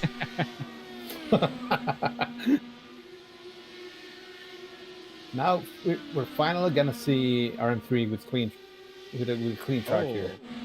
Oster again, a 190.5. Can you believe 190 miles per hour on a 1 mile oval? I mean, it would be faster if we were at Dover, obviously, but a 1 mile flat oval, 190 miles an hour. 194 is a track record here. Yeah, it's so dumb. Wonder if Brophy could put up a good lap now that his tires are starting to come in. He's got no one to get a draft on in front of him. It's coming fast again. Oh well, he stopped at the fastest thing there. But yeah, he was fast in the first section. And he did a 19 flat, a 19.2 actually that time by. 13 to go at Phoenix. I want to thank everybody once again for joining us on a special Wednesday edition of the IIS Top Split. We decided to have it on Wednesday because, keep in mind, the real IndyCar race is 3 p.m. Eastern Time on Saturday afternoon. That would bump up against our 2 p.m. Eastern time slot that we'd like to normally do these races, or even the 1 p.m. time slot, which would be in this case because of the time change is not going to go into effect until Sunday. So we decided that we would have it on Wednesday and get it out of the way early so everyone could enjoy the IndyCar race and not have to worry about watching IIS on YouTube.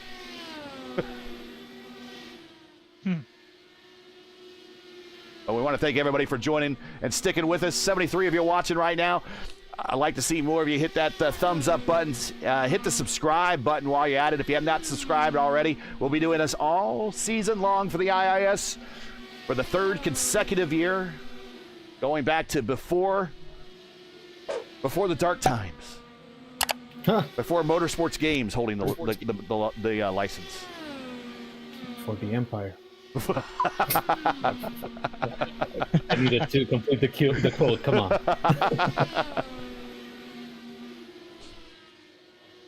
And we do this for free on behalf of the iRacing IndyCar community. Between Alex Ellinar. Well, let's go back and take a look at that one. Yeah, MAB just shut the door like firmly on Alex Ellinar. Alex Ellinar had a good run, but now it has kind of evaporated. As I was saying, we do this again. He's going to go to the inside. He's going to catch back up. As I was saying, we do this for free on behalf of the iRacing IndyCar community. So we do accept donations. We take super chats. We also will accept your GoFundMe contributions. Link is pinned in chat, by the way, or you can also find it in the description. We realize times are tough, so any contribution you can send be greatly appreciated. All these graphics, this overlay, all this stuff is not free. It takes time and money to produce. So we appreciate your donation, no matter the amount. If you can spare any cash, send it our way. 6 to go, coming to 5 to go. Robert Malechka, Jacob Oster, Jason Brophy. It's kind of looking like a team hype sweep of the podium. It's been a while since we've seen that in real IndyCar racing. This has happened before. Team Penske did it in the past at Milwaukee. I believe Andretti Racing has done it before, I think at St. Pete. If you could think of other instances of the team sweeping the podium in IndyCar racing, just put it in the chat, remind me. But it has happened before. It's not unprecedented as we watch Robert Malechka go through 1 and 2. Jacob Oster is there. He's cut it within a half second. Can he get closer? Because Malechka does have lap traffic in front of him. Do we get a little drama here at the end, or are they just building it up for us? I don't know, but Oster has been faster the last 4 laps, except this one. But he has been catching. Anyway, let's see. There's a ton of traffic in front of RM3 here. Primetime John Stellard gets out of the way, holds his line, lets RM3 by. Oh, saw that one in the wall. 2 laps to go, now a lap and a half for Robert Malechka to get a top split IIS win down the backstretch, the old front stretch, into turns 3 and 4. White flag out here at the Mile Oval in the desert. Through the dog leg into 1 and 2 for the final time. Robert Malechka, king of the ovals, much like Rick Mears was. And he is going to get a win here in the IIS pretty easily today. Started from the pole with the win, Robert Malechka. Jacob Oster comes home in second, and Brophy in third. Not a bad track position strategy for Hollenball. He comes home in fourth there, Antonio. You'll probably need to pick his brain a little bit as we got a car in the dogleg area off in the into the wall. But Matt Hollenball with a bit of a strategy call that got him up to fourth position. Yeah, that was great for him. He was always doing something different from everybody else, and it paid off.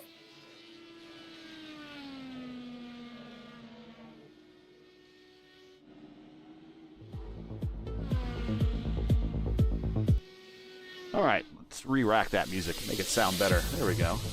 Robert Malechka with the win by 0.6 of a second over Jacob Oster and Jason Brophy. Matt Hollenball, Esteban Rodriguez comes home in 4th and 5th. The remainder of the top 10, Kwame Scott, Anna Klimek. Very quiet and consistent race for Anna. Jack Busser, good race for him, and that might actually be your Luis Gonzalez Nunez driver of the race. I will let you crown that whoever that person is here when I'm done with the final standings, Luis. But Jack Busser, who I think is the teammate to the Formula Indy Series champion, Alex Chilcutt with Nexus Racing there. He comes home on the oval up 17 spots, started 25th, finished inside the top 10. He comes home in 8th. Matt Taylor is in 9th as we watch Robert Malechka bring the IndyCar into victory lane.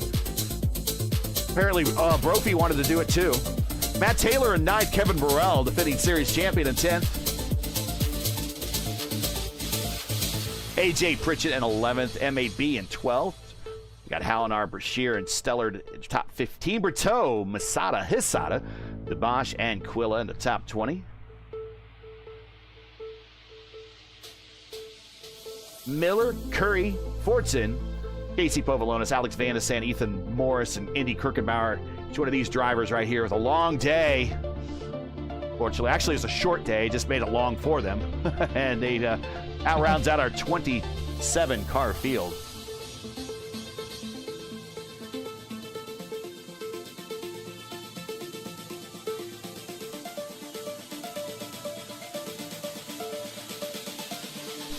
We'll get into the interview room in just a second.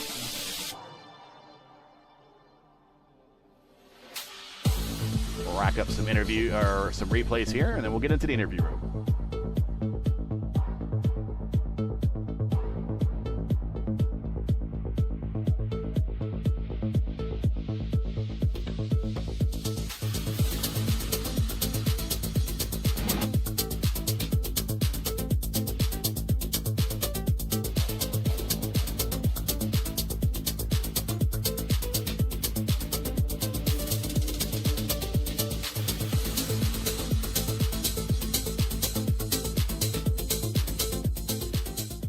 All right.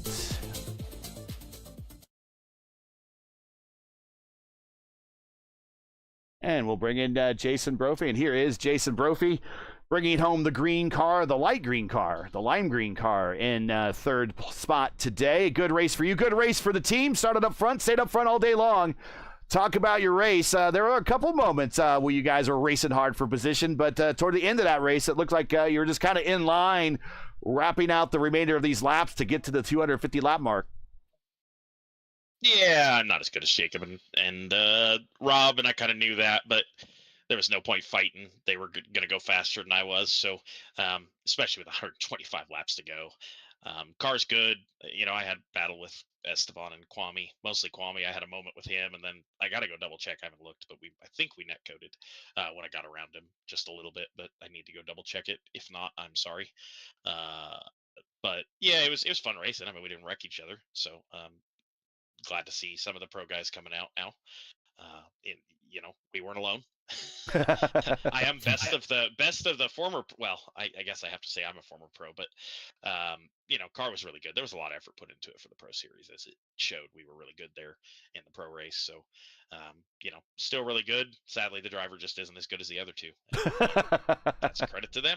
I understand that now. So, not much to say other than that. It's kind of a leisurely Wednesday drive headed to Phoenix, so this is the only one I could do. Yeah, I was getting ready to ask you. You're headed off to Phoenix for real for the race. How are your seats? What's your weekend looking like? What's the plan? I haven't actually bought the seats yet. I plan on it once we get down there. Okay. I think all three of the top three are going to be down. Actually, all four of the top four. Hollabaw's going to be down there too. Oh wow, so, yeah. Yeah, everybody. I know a lot of people going to this one, so nice to get a doubleheader with NASCAR and IndyCar. Saturday will be all day at the track. Friday will be all day at the track, I think. So, or at least a lot of it. A lot of racing. So.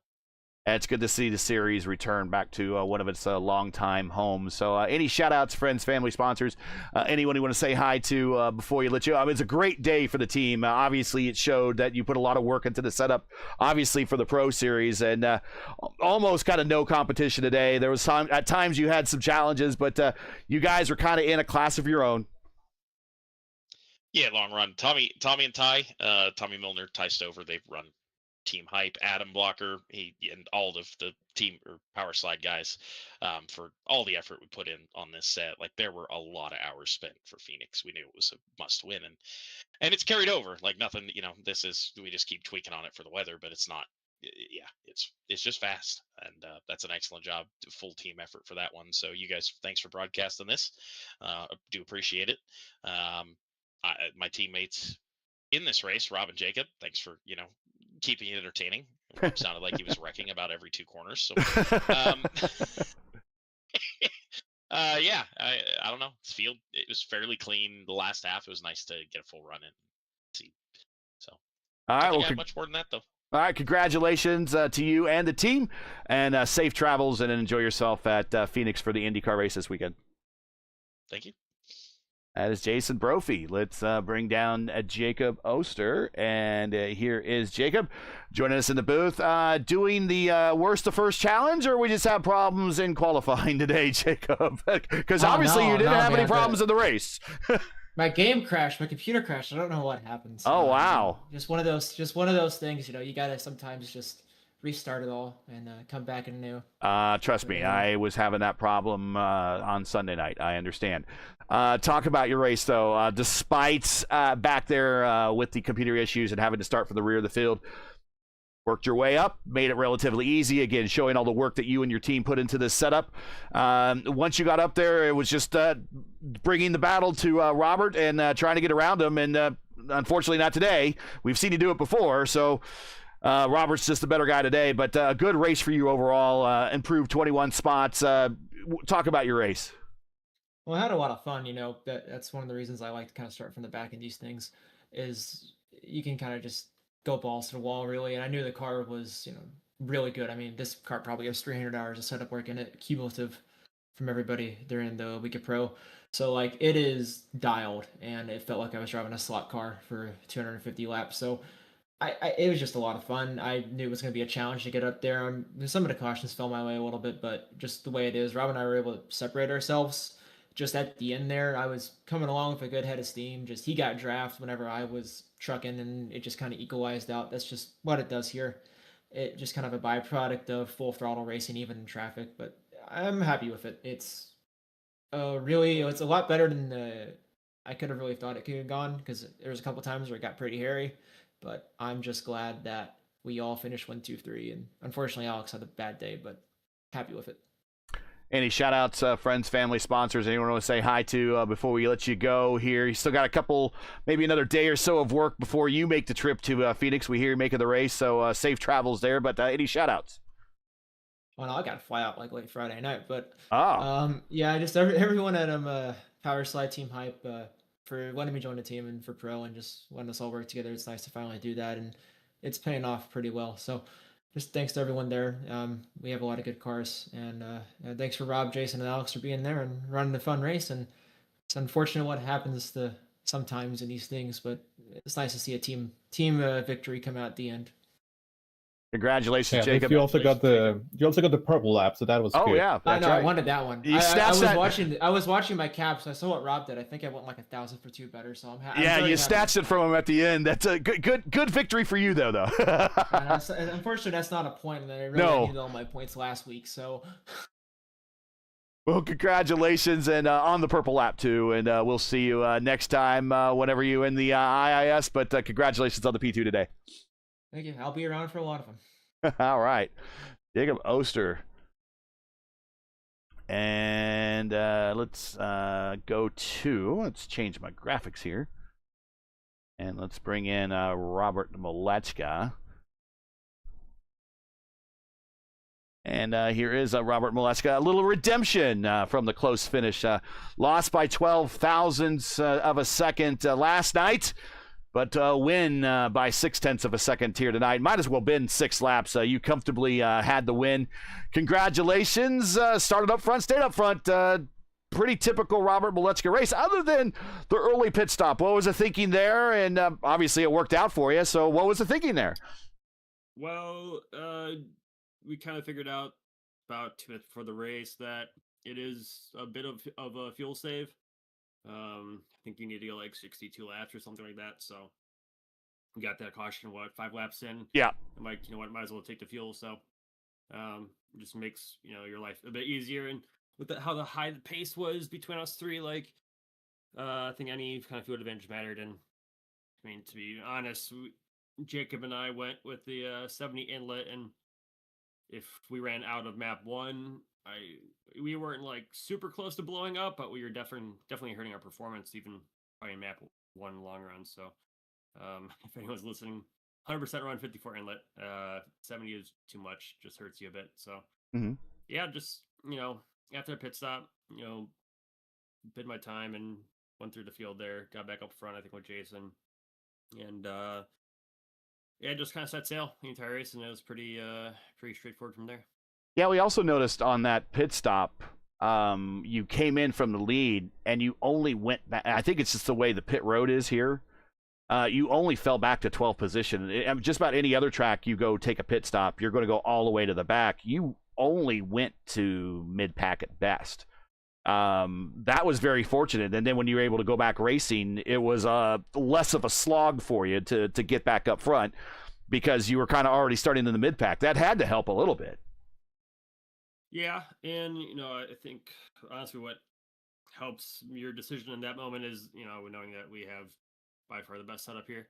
Not trying to be cocky or anything, but that's kind of how it is currently. And knowing that we probably have the majority of the field like a 10th and a half, which we're really lucky that we put in the work and have quite a unique setup in that sense. So yeah, that's all I can really say.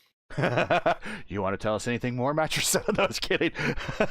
It's nothing special. It's just we put in a ton of refinement. I mean, I think we had our baseline within an hour or two, to be honest, and it's just about a ton of refinement, understanding the tires and where you need the tools exactly every lap. So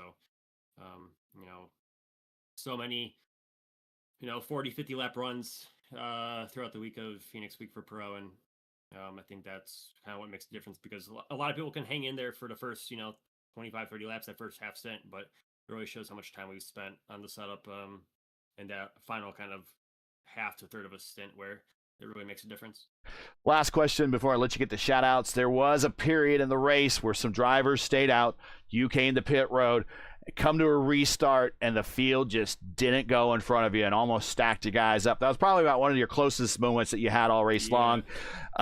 What's going on there? I know that it was kind of in front of you, but how did you attack the moment and get around it? And from your eyes, kind of what was going on? Yeah, I mean, it's such a unique pit road. Yes. The pace car enters so early, like half a lap behind, basically, right? So, that once that pace car makes its left turn on the pit road, you can go whenever you want. And I think Marco's the lead, and Marco has a tendency of going really early with the pace car. We kind of know how it works, and we expected him, but I don't think the cars ahead of us did. So, right when it happened, I tried to call it over Mike, and really at that point, it's just about minimizing the checkups from behind, just making sure I call it out and making sure everyone around us knows, so we all live. Well, that's some good sportsmanship right there to kind of call it out. Well, congratulations. A good team day for the team. Great day for you. Started up front, started on the pole, got the win, and got redemption from the close finish last night on the top split oval broadcast. Got to be feeling pretty good. And you're also going to be off to Phoenix later in the week as well, so safe travels there. Shout-outs, friends, family, sponsors, anyone want to say hi to before we let you go? Yeah, I mean, it just, big shout-outs to Kalanda, Michaela, VRS, and us, just, putting in the work on that setup. I mean, usually we're pretty dominant on these short tracks. Kind of really figured out what works and what doesn't to keep the tire in a good window. And credit to all those guys for putting in hours of work. We think we have probably combined 200 hours on that setup. So it's no one that struggled today should have their head low. It's just that setup is when you have 9 competent drivers putting in hours and hours of work, it pays off. So yeah. And adds up pretty quickly as well. Congratulations on the win and a great team day. Safe travels, and we'll see you next time you're in the lineup. Congrats. Yeah, thanks, Gary. Take care. Before we go, hand it off to Lewis. Your thoughts here. Thank you for pinch hitting duty. I appreciate you being here tonight. But who do you got for your driver of the race? Oh, it's gonna be Jack Bussor, I think so. The last name. 16th spot, so pretty good for him. Finish on it's hard, to be honest. He started on the back of the field on 24 and finished on top 10 in this toughest race. It's really, really difficult to be over there. So really congratulations for him.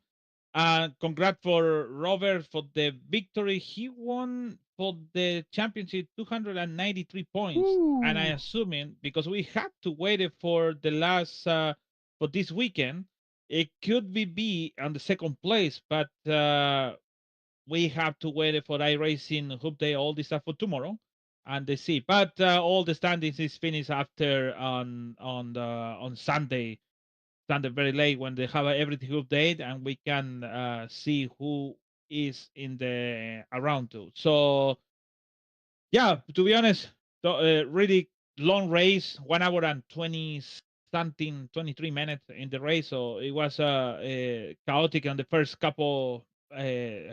half actually. The first half of really chaotic with the yellows, with incidents, black flags, and some people. And then everyone getting sprayed, and we have this race finishing green flag with pit strategy and green. That's make it more interesting what is happening around. But to be honest, it's like they said, they working in the setup for long time. And also said that too. It's not worth it to pushing in the end with that result for the team. So that's good for actually good for the team. So anyways, congrats for them. See you on Sunday from Milwaukee, 8 p.m. for the vote of Indy Oval Series. Yep, vote of Indy Oval Series at Milwaukee, 8 p.m. Eastern on Sunday. That's the next time you and I are together. Antonio, next time you and I are together, it's going to be March 21st at 2 p.m. Eastern at St. Petersburg, unless we got another race where you finish on the podium where you're actually driver. We'll talk again before then. But we'll be at St. Pete here on the 21st, and I know you're wanting one of those podium interviews. But your thoughts about today, we kind of talk about it, kind of our home on the sim or on ovals in these open wheelers, and I know it's kind of your home on the sim as well, but we're back to the road course after this, but a pretty good race here on the ovals, and it's good to have Phoenix back on the schedule. Man, yeah, I'm so excited to see how the race pans out on Saturday for IndyCar coming back to Phoenix. There have been a lot of changes to the track, and maybe it's not as IndyCar friendly as it was in the past, but it's still a great facility, and I'm really excited about how it's going to race. I thought we saw a great race today, so I hope that just a tiny bit of that translates to the Phoenix race that we do on the weekend. But looking forward to it, and then St. Petersburg, one of those new tracks that we have been asking for forever.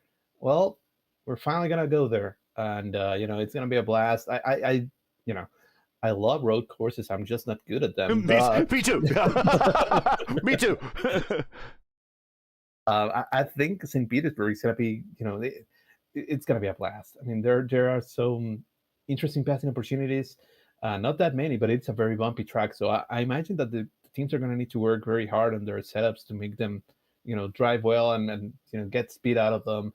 Then we're also going to have the tire compound difference, and I'm just excited for it. So far we've had 2 great races to start the season. Sebring last Saturday was amazing, and Phoenix today we also saw some great side-by-side racing, a lot of close quarters, attack and protection from one side and the other, and then we saw some pit strategy. So I think we've had it all, and sometimes we act like we're spoiled, but this is kind of the standard that the IndyCar actually races at. So that's why we keep saying that, and we know that we're biased, but this is why this is the best car in the service. So it's so versatile, man. But anyway, we'll be there on the 21st, and if I get a podium, we'll talk earlier. That's probably not going to happen, but with the way that my season has been going, I don't really think it's going to happen. So it's fine. You're lucky. Like next week's an off week, so you can recover. There we go.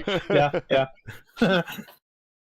And what makes the start of this season so special is all you at home for watching. Last week's race is our most watched IndyCar race on the channel and the history of the channel. It's not a very long history, but we have a lot of videos, and the fact that that number of people tuned in to watch the IIS opener, we really appreciate it. Thank all the people for the likes, for the subscriptions, for the donations.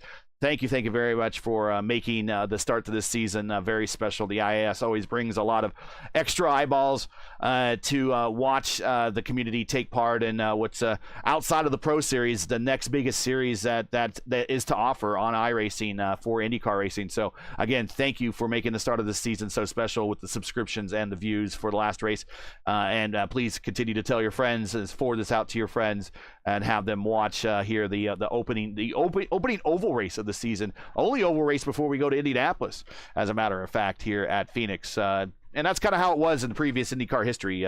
Typically, this was the only oval race that they would race on before ever going to Indianapolis in May. So much the same way we're going to do that this year. So thank everybody for watching. That's a big part of starting off this season. Great. Let's get on out of here and give everyone back their Wednesday nights.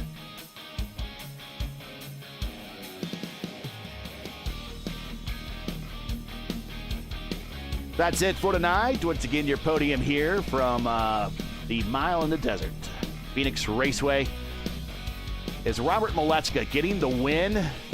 Jacob Oster coming home second, and Jason Brophy in third. That is a clean sweep for Team Hype on the podium, and rightfully so. They put a lot of work and numbers into that setup, and it really, really showed. Join us again in 2 weeks on Saturday, March 21st at 2 p.m. Eastern Time for round 3 already of the 2026 campaigns. The teams and drivers head to St. Petersburg for the first time ever and IIS competition. Coverage starts around 2 p.m. Eastern time. Again, it's 2:00 p.m. Eastern. As always, remember, it's the start of a new season. We're going through a time change. So for the correct time in your area, you can find everything at youtube.com/@P1 Broadcasting. Hey, we love bringing these races to you. They're not easy, require time and money to produce. If you share our passion for the sport of IndyCar and enjoyed our coverage of the IndyCar iRacing Series Top Split broadcast, please take time to visit our GoFundMe page. The link is in the description. We also pinned it in chat and donate to our 2026 broadcast fund. We realize times are tough, so any contribution we greatly appreciate it. We thank you for watching and make us part of your YouTube viewing during NTT IndyCar Race Weeks. And yes, this is an IndyCar Race Week. We're started up right now.